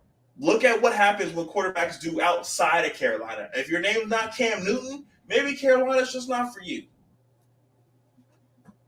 Reem's got a point. So for the audio-only listeners, our friend Rakeem says they, being Carolina, had the weapons. They traded them away before he got there. DJ Moore, Christian McCaffrey. There's some pretty good players who used to call themselves Panthers. And I was trying to keep my composure through everything that Kevin was saying because Kaz just held up a trash can like it was Simba after you mentioned Caleb Williams. And so let's not both of them, Caleb and Bryce. Trash. And before we move on, there is one team that averages less yards on a play per average than the Panthers. Can anybody guess who it is? Say that one more time, Gal. There is one team in the NFL who averages less yards per play. Can anybody name the team? New York Giants. No, Pittsburgh Giants. no, Pittsburgh. No. What? Wow. Then the Panthers or the Bears? The Panthers. The Panthers are The Bears. The Bears are the last place team. The Bears. Caleb isn't getting benched. Toddy walked into that one. I'm just saying, no one's saying Caleb needs to be benched. They both have year one, he's in year two. No, but Caleb got way more weapons. Way more weapons. Without a doubt, way more weapons. I'll give you that. They're 0-2. I'll give Kevin that. At the bottom. You know, all equal by the size. Has weapons, and it's like, you got okay. Yeah, no, you're right, Kevin. That's a good point. That's a very good point. DJ Moore, Rome Odunze, Keenan Allen, DeAndre Swift, Cole Kmet, and then you add in the greatest of all time behind Patrick Mahomes, supposedly. I got to see something because motherfucking Bryce Young he ain't never had nothing like that ever happen to him. He ain't never had nothing like that happen to him. He's trying to see what that be like, you know what I'm saying? Shout out to Xavier Leggett. And so, Toddy, a perfect transition after all that talk is to get right to our speedy Week 2 NFL recap where we talk about keyword speedy. And so we're going to talk about these remaining 12 games in a minute or less. We'll alternate around the panel. So, Toddy, I'm going to go out of order just to transition perfectly into the Texans beating the Bears 19-13 on Sunday Night Football. What do you think? I did call this game. I did say that the Texans were going to win. Caleb did not look good in Week 1. Week 2, I can't say the same. He looked better than Week 1, but he didn't play that well. I thought there was he had some miscommunication with DJ Moore on a couple of routes that he was kind of wide open on that Caleb just missed. Rome Odunze seemed a little bit out of sorts. I really do believe the Bears defense is legit. Their offense needs to score points. This is like we're kind of getting down to the nitty-gritty. Like, hey man, we invested a lot. We brought a bunch of guys over, as Kaz already mentioned. I got you DJ Moore. I got you Rome Odunze. I got you Keenan Allen, although he didn't play. Cole Kmet's there. Andre Swift. Hey man, we got to start. Something got to start making. We need to start seeing something. I get it's the second game. I already talked about, Tom Brady and all this, how things are getting sped up a little bit, but a lot's invested in Caleb, and he needs to show why he was the number one pick, and I believe he can. The O-line's not great. I think he got sacked like 6-7 times last night. That's not good. But we got to see something because there were opportunities. They had an opportunity to win the game last night, and it was just it wasn't there. So, Texans are 2-0. They're riding high. D'Amico Ryans has proven why he's one of the best coaches in the league. Kevin, the Bills beat the Dolphins 31-10 on Thursday Night Football in Miami, and Tua Tagovailoa suffered another concussion. The rest of his career is a big question mark. Speedy. Toddy, what did I tell you? What's that I sent you before the game? for 6-0 on Thursday night, Mr. Josh Allen. Kev When said the that was the picks only came reason. out, Toddy jumped on the bandwagon and said, Kevin, take me all the way. The other two guys went for the Dolphins. But for Josh Allen to go in there, and if you ever were to tell me he threw for 175 yards and they win the game, I'm like, the score was 2-0. There's no way. Josh Allen has to do so much more. James Cook, 3 touchdowns. Whoever had that on their parlay, you're the man. Because for him to go out there and stop, touchdown, they had 3 turnovers that resulted in 17 points. So Tua has to take care of the ball. Once he becomes Tua turn the ball over, it's a wrap. Wow. Okay, that was a little too good for me to keep my composure. I apologize for the pause there. So, Kath, the Raiders beat the Ravens 26-23, as we alluded to earlier.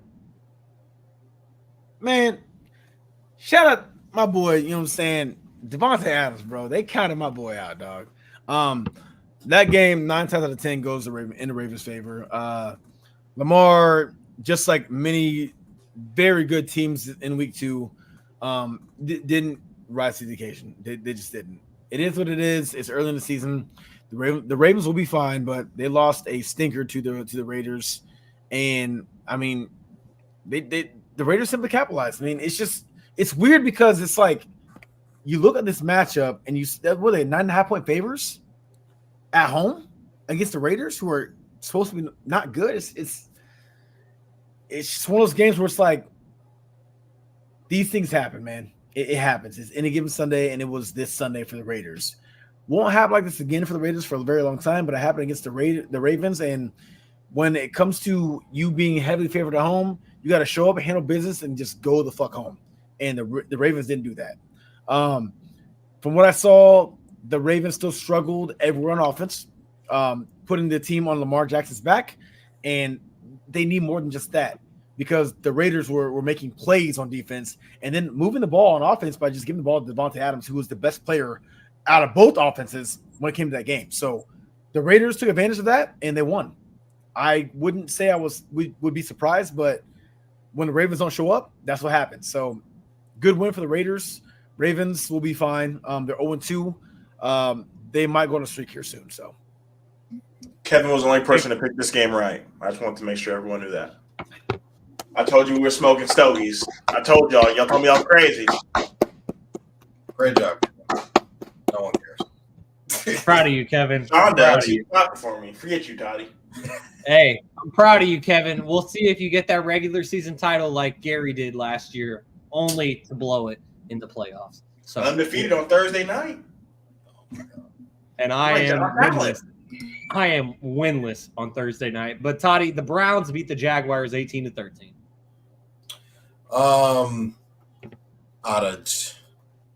The Jags just figured out there were so many opportunities for them to win this game. Literally as warm-ups are going on, Evan Ingram pulls his hammy and he's out for the rest of the game. He's not playing.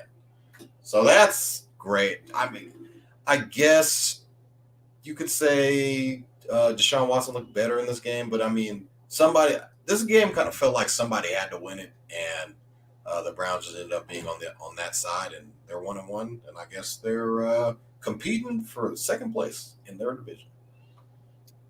I guess so. And Kevin, the Jets, Jets, Jets beat the Titans 24-17.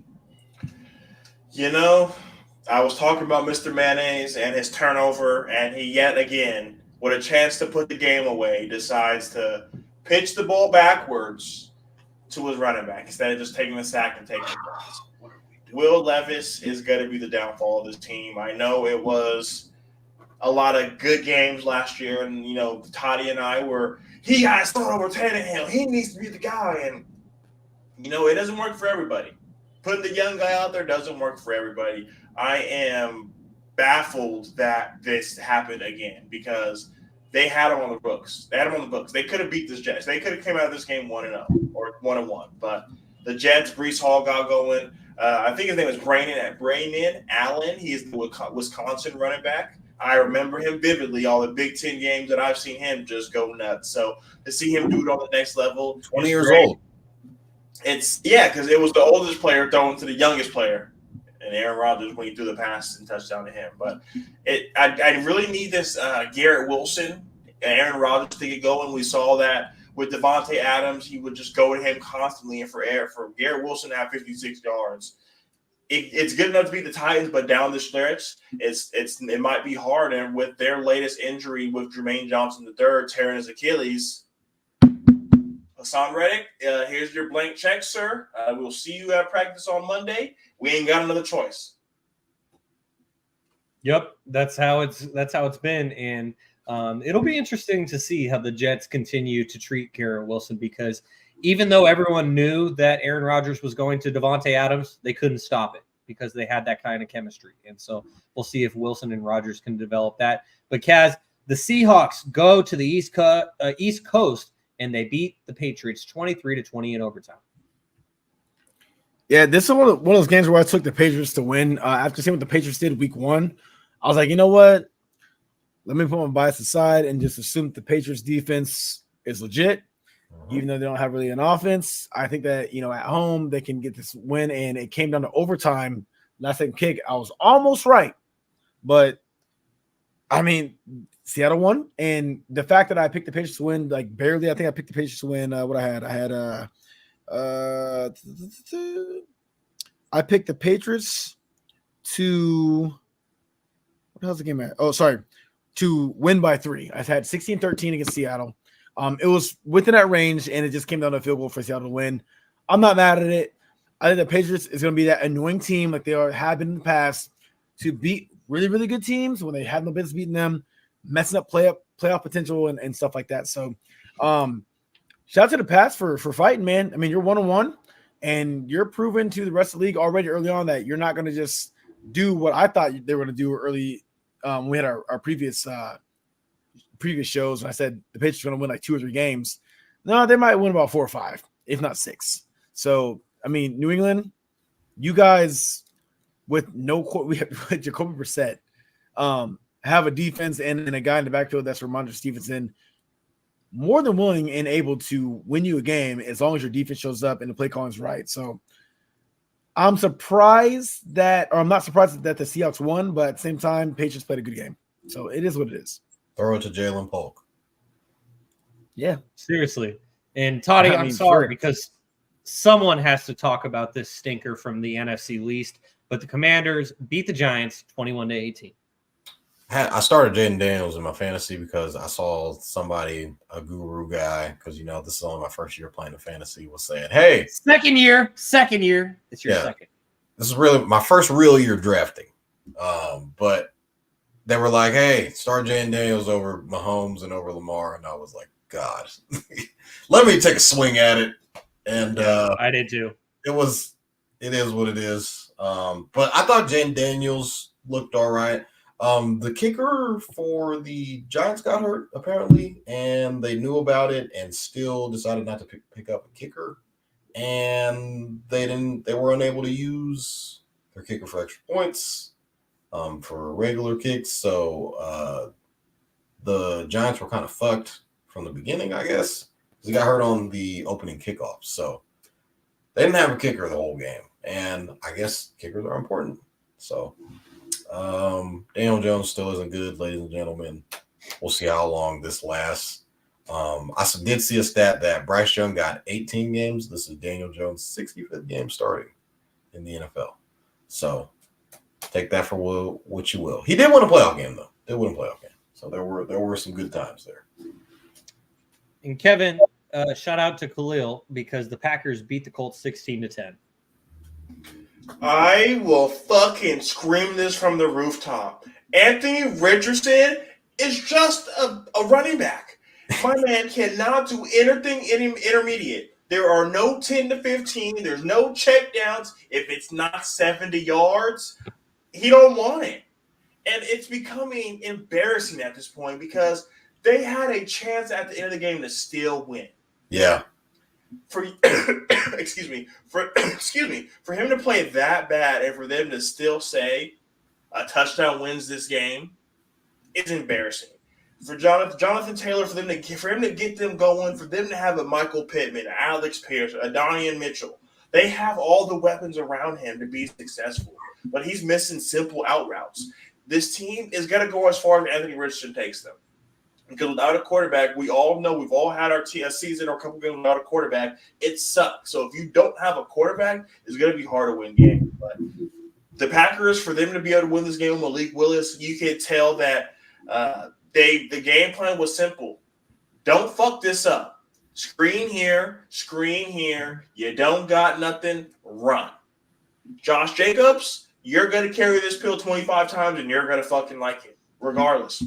So for him to go out there and rush for 150 plus, I believe, with no touchdowns, killed me in fantasy. But they got a lot going. They're going to focus on this rushing game. Marshawn Lloyd, Tidy's guy at USC, I think he's going to be a big rotational piece in this run game because with Jordan Love being out for who knows how long, they're going to rely on this run game, man. You can't just run Josh Jacobs to the ground. But a lot of good things to say, but the Colts have to figure this out because they will go as far as Anthony Richardson takes them. A little USC love from Kev. Yep, exactly. And Kaz, I apologize for setting this game up like this, but I have to. In the matchup between the team that eliminated the Eagles from the playoffs last year against the team that eliminated them, we have the Buccaneers defeating the Lions 20-16 in Detroit, getting a little bit over revenge. That's fucked up, Shaun. You didn't have to do it like that. I had to. Yeah, he had to. I had to. Oh, my God. Before you mentioned Cass, Shaun threw a crazy shade. It was a couple days ago. I didn't say anything in the group chat, but when Quinn Ewers went down, and Shaun's like, well, we saw Jalen Hurts get pulled by Tua. We catch strays all the time. God damn, brother. Hey, man. God damn. That was many other examples you could have came up with. That was a college football example. But Kevin, since you brought that up, I just saw this graphic on Twitter. We look at Mac Jones, a.k.a. McCorkle. He's a backup. Jalen Hurts, 2-9 in his last 11 games. Bryce Young, benched. Tua Tagovailoa, not as funny. CTE. But Kaz, I'm sorry. Go ahead. We were talking about the Lions losing to the Buccaneers 20-16. The Bucs are real. Now I'll say that. I said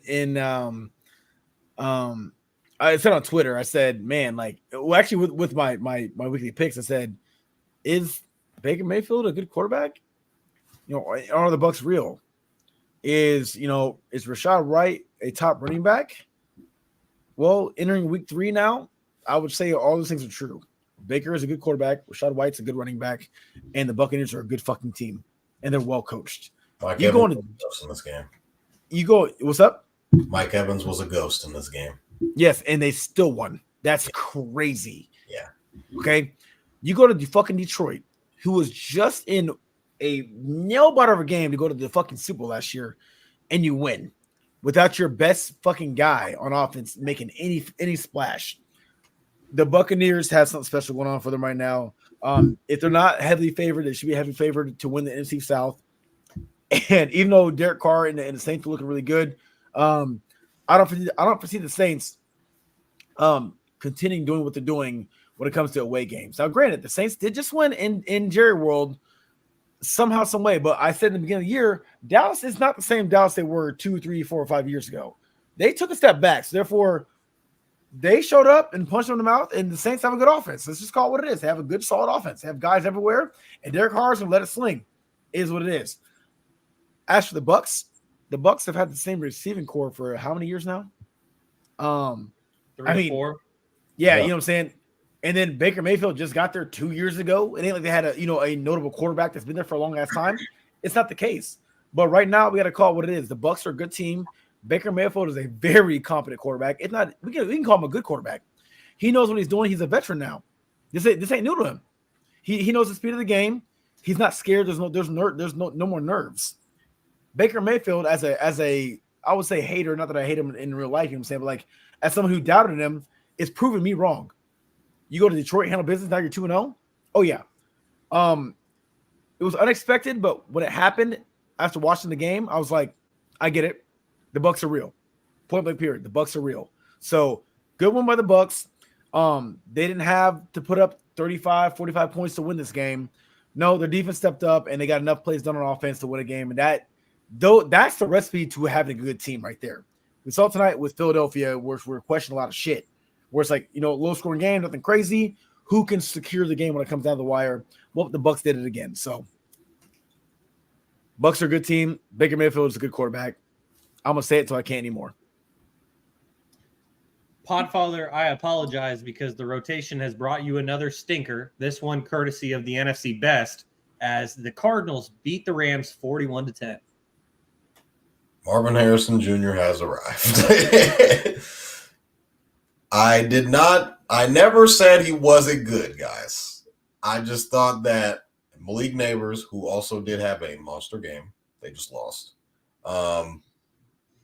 is better. Now, Marvin Harrison is going to probably pop a little bit more because he has a better quarterback. Kaz had mentioned that earlier in the year. Kyler is running around making plays. He looks great. Now, the Rams are very beat up. Cooper Kupp is hurt. Puka Nacua is hurt. They got a couple injuries on defense. It's looking kind of rough for the Rams, and they've been in these games. Like, they went into overtime with the Lions last week. They're getting the short end of the stick, and they got to play the San Francisco 49ers on Sunday, so we'll see how that goes. They're in danger of starting 0-3. Now, the Cardinals, on the other hand, played an amazing game. I am a fan of their coach, who I always forget the name of. Jonathan Gannon. Big Gannon. I always want to say Shane Steichen, but he's definitely the coach for the He's definitely the other one. But Big Gannon, man, he's I think he's an all right coach, if I do may add. But yeah, the Cards look good. And is Marvin Harrison Jr. going to score 2 touchdowns every week? I don't know about that, but that's tough. I guess it is Kyler Murray's new job to give Marvin Harrison Jr. the ball. And not only did he get him the ball, but the former first-round pick of the Oakland Athletics looked fantastic out there. So shout out to Kyler Murray. But Kevin, before you get up out of here, I want to hear your thoughts on the Chiefs beating the Bengals 26-25. I don't know what it is, man, but for fantasy tight ends, it's just not giving what I need. Oh, it never is. To have one catch for 5 yards. I know a lot of people are going to say, the Chiefs don't win if they don't get that call. The Bengals look like shit, but so did the Chiefs. And for the Chiefs to come in here and win a game like that, in my opinion, makes them more scary. Isaiah Pacheco goes out. No Hollywood, no problem. We're going to get it done. It was the big Xavier Worthy game week 1. At week 2, he was non-existent. But they're making it do with what it does, and they're giving real modern-day Patriots because they would win those ugly games. They're winning by 1 point, 26-25. They're coming in here and they're winning the hard games. So, yeah, everyone wants to sit here and say as long as the Chiefs don't win a 3rd Super Bowl, this season is a success. But the Chiefs are showing week in after week their championship experience, and Big Red it isn't going to fuck this up. He understands what they have, and for them to win a game with Travis Kelce, or to win 2 games with Travis Kelce being non-existent, shows a lot about this team, and they should be scary moving forward. All right, Kevin. Thanks for joining us. We know you got to get out of here to get up early. We appreciate you. Any final thoughts? Yeah, it's nachos. You guys have a good one, man. I'm going to go figure that situation out right now, Toddy. You guys have a good one.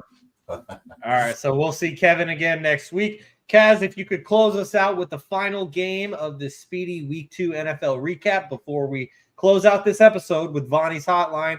The last game that we have yet to get to is the Steelers beating the Broncos 13-6 in a barn burner. Yeah, of course. Typical Steelers fashion, just not a great team, but find ways to win. Shout out Mike Tomlin. That's it. That's the whole game. That's the whole premise is 13. Mike Tomlin will never win a game 45-0. He'll never win a game 28-27. He will beat you 15-10, 13-7, 12-5, some weird score. Just I don't know how he does it, but you know what? That just says a lot for him as a head coach. He wins when he needs to win, and it matters. And he's in a very difficult division. I took the Broncos to pull off this upset, just going on a whim. But mind you, guys, I'll tell you right now, I went 6-10 this week, guys. 6-10 of my picks. Tough. 6-10. I don't even want to count mine. Yeah. I said in my video, my weekly picks going into week 2, I said there's no way I finished worse than 8-8 like I did week 1. Well, I did. 6-10. I picked the Broncos to pull off the upset against the Steelers because the Steelers don't have a good offense, but they have a coach that knows how to win. I think that Mike Tomlin's greatness, even though we know he's great, goes even more so underappreciated. They are 2-0 with a quarterback controversy in Pittsburgh. No, they don't have a top 20 possibly wide receiver. They don't have a top 15 running back. George Pickens is probably not. He's not top 15 for sure. I'll say that right now. Bottom line, he's not a top 15 guy, but it's what it is. Talent's there. Talent's there, but we got to see it. Deontay Johnson ain't done no more to help him out. You got Najee Harris and Jalen Warren in the backfield. They're not. I mean, why did the Steelers win? It's because of coaching. You give Mike Tomlin this same Eagles team tonight. Who wins this game tonight, guys? Who wins? Probably. Who wins? Philadelphia wins. The Steelers do have PJ Watt in their team, and I feel like he's that's game changer. You damn right. And you know who else has a guy like that? Who went off for 5 sacks in one game pretty much? Aiden Hutchinson, and they lost Detroit. Mike Tomlin finds a way to fucking win games, dog. I don't know how 100%. He does. He finds ways to win, and it is what it is. You can't discredit that at all. Since he's been in the league, he's never had a losing season. They're 2-0 right now, the Steelers are. In the hardest division of football. Last year, that division, as an entirety, finished with a positive record, and they didn't make the playoffs. And now they're 2-0. The Steelers are a fucking problem. I don't know why they are, but they are. It is what it is. You got to call them what it is. They beat the shit out of the Broncos. Well, they beat the Broncos, and I took the Broncos to win. It didn't happen. I'm not surprised. I went on a whim, and until a team shows up to drop 24 plus on Pittsburgh, if it's 20 or less, the Steelers are winning because Mike Tomlin is a fucking genius. So good game by the Steelers. Mike Tomlin has proven why he deserves to be in Pittsburgh and to be a head coach for another year. Pittsburgh's 2-0, and they deserve it. And Pittsburgh will be at home this upcoming week against the LA Chargers and Justin Herbert. And a lot of people, including myself, would probably pick the Chargers to win that game. But as Toddy was saying, it's going to be a good game. But it also could be a straight-up trap game because even though they got Harbaugh now, the Chargers, until they prove otherwise, are the Chargers, and they will continue to lose the games that they shouldn't. And so this has Steelers 14-12 or 15-14 all over it. Chris Boswell, 5 field goals for the win. You got it right here, right now, just like he did in week 1 against the Falcons, hitting 6. And then the Steelers play at the Colts. Anthony Richardson still needs to prove himself. And then even the week after that, the Steelers, they host the Cowboys, who obviously the Steelers be undefeated by the time they play the Cowboys. They might be 4-0, going on 5. Then they play at the Raiders. Steelers always are at home when they play the Raiders. That could be 6-0. They host the Jets. Who knows? If they get past the Jets, who knows? Then after they play the Jets, they host the Giants, and then they play at the Commanders. The Steelers don't have a real opponent until November 17th when they play the Ravens. And the Ravens just lost to the Raiders. Steelers, man, sneaky. We're going to have to deal with Gary in the comments for weeks. We're going to have to hear from Cordell in the group chat for weeks because the Pittsburgh Steelers under Mike Tomlin, as Kaz pointed out, they don't have losing seasons. Point blank, period. And as Gray Wolf says, Tomlin effect. Toddy, let's not waste any more time. Let's get right to the highlight of the night being Vonny's hotline. So you went 3-3 the last time we had the hotline, which was a couple weeks ago. And the week before that, you went 3-1. So for season 2 of Vonny's hotline, that brings us to a total of 6-4. And you got a lot of picks on the hotline for this week.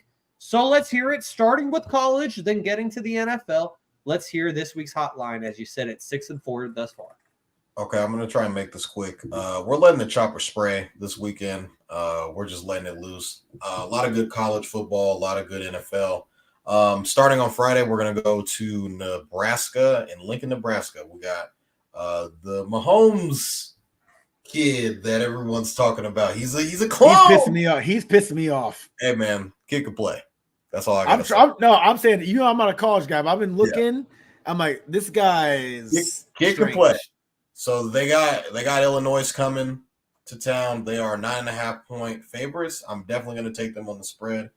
I do think Illinois is a solid team. They just came off of a pretty solid victory a couple weeks ago against Kansas.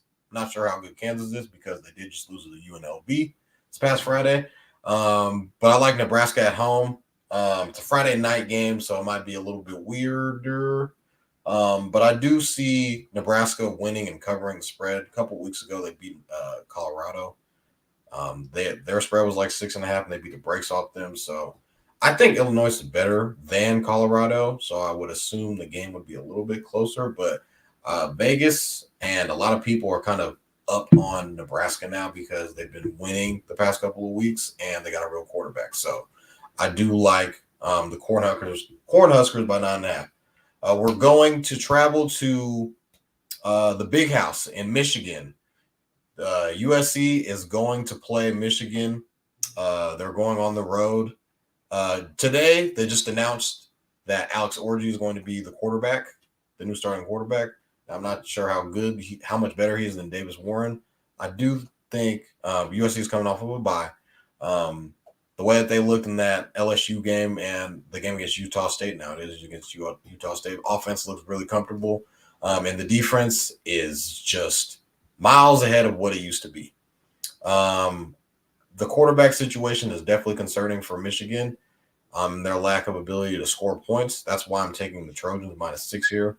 I think USC is a for real team that can make the college football playoff and can compete for the Big Ten championship as well.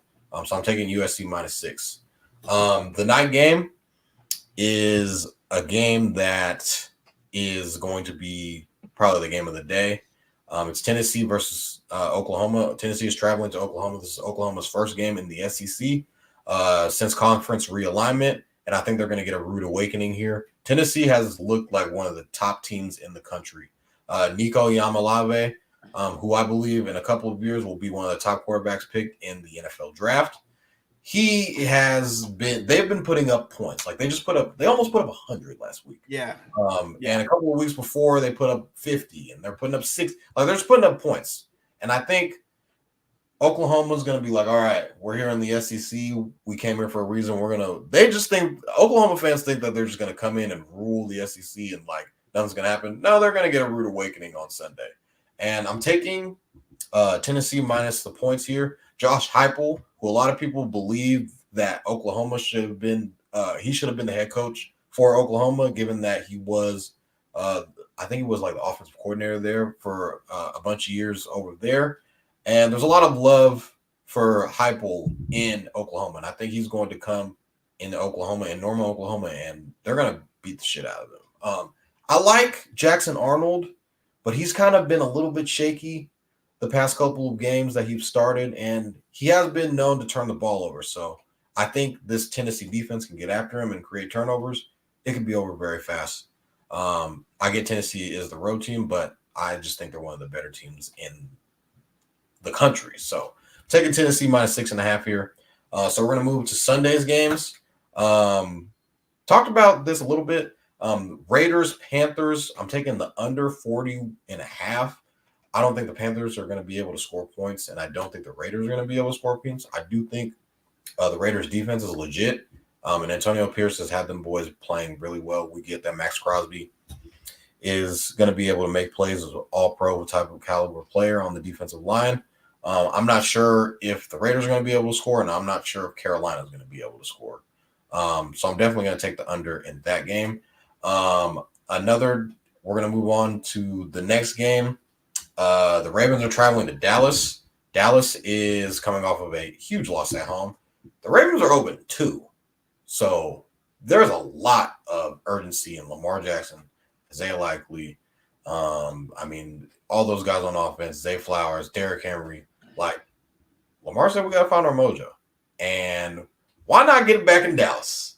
I get it. Dak Prescott and those boys didn't really have a great game. Defense, Micah Parsons, Trayvon Diggs, they got to step up.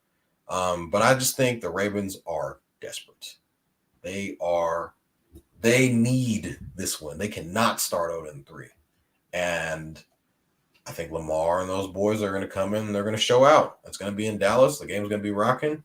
I would imagine it's the game of the week, if I'm not mistaken. You know, Cowboys get a bunch of primetime games. So I like the Ravens in this game. They're going to bounce back. Last game on the parlay or on the hotline. Got the old Eagles traveling to the Bayou. Shit. To New Orleans. Shit. They're going down, man. I said the Saints are back. I'm back on the Saints, guys.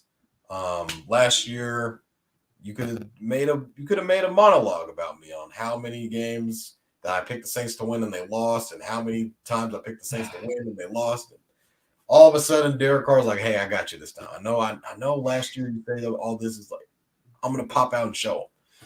So I'm picking the Saints to beat the Eagles. Eagles are coming off a heartbreaking loss at home. Short week. They got to travel to New Orleans. I would assume, based off of the reports, that A.J. Brown is not going to be present in this game. We have seen this. We have seen this Saints team put up 40 points in both of their games. Now, the first game I get, it's the Panthers. All right. They went to Jerry's World and put up 40. What? Derek Carr is looking at this secondary and licking his chops. I think Alvin Kamara is doing the same. Just had a 4-touchdown game. Not saying he's going to score 4 touchdowns again. I do think the Saints are going to they're going to have a field day against this defense, and I love the Saints defense. I think it's going to be a lot tougher. I didn't really think the Falcons were able to get pressure on Jalen Hurts. I do think the Saints have a lot more athletes on the D-line to kind of get after and cause a little bit more trouble for Jalen Hurts in the pocket. I do like the Saints secondary as well. Kool-Aid McKinstry, a guy who I won the Niners draft, has been showing a couple of flashes in lieu of Marshawn Lattimore's injury. But, yeah, I think it's going to be tough for the Eagles. Coming off a bad loss and they got to go on the road against a team who is white hot. Give me the Saints, man. Saints money line. To kind of just review everything for clip purposes, we're going to go Friday night. We have Nebraska minus 9.5 over Illinois. Saturday, we travel. We could go, really, both of these games are kind of at around the same time. I think the first game is the USC-Michigan. USC is traveling to Michigan. I'm taking the USC minus 6 over the Michigan Wolverines, defending national champs.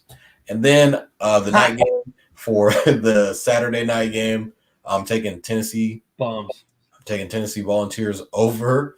We're taking Tennessee and the spread minus 6.5 over the Oklahoma Sooners. That's going to be a really good game. And then we're going to move to Sunday. Sunday's games. I have the I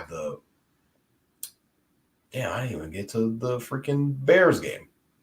Bears money line. Okay.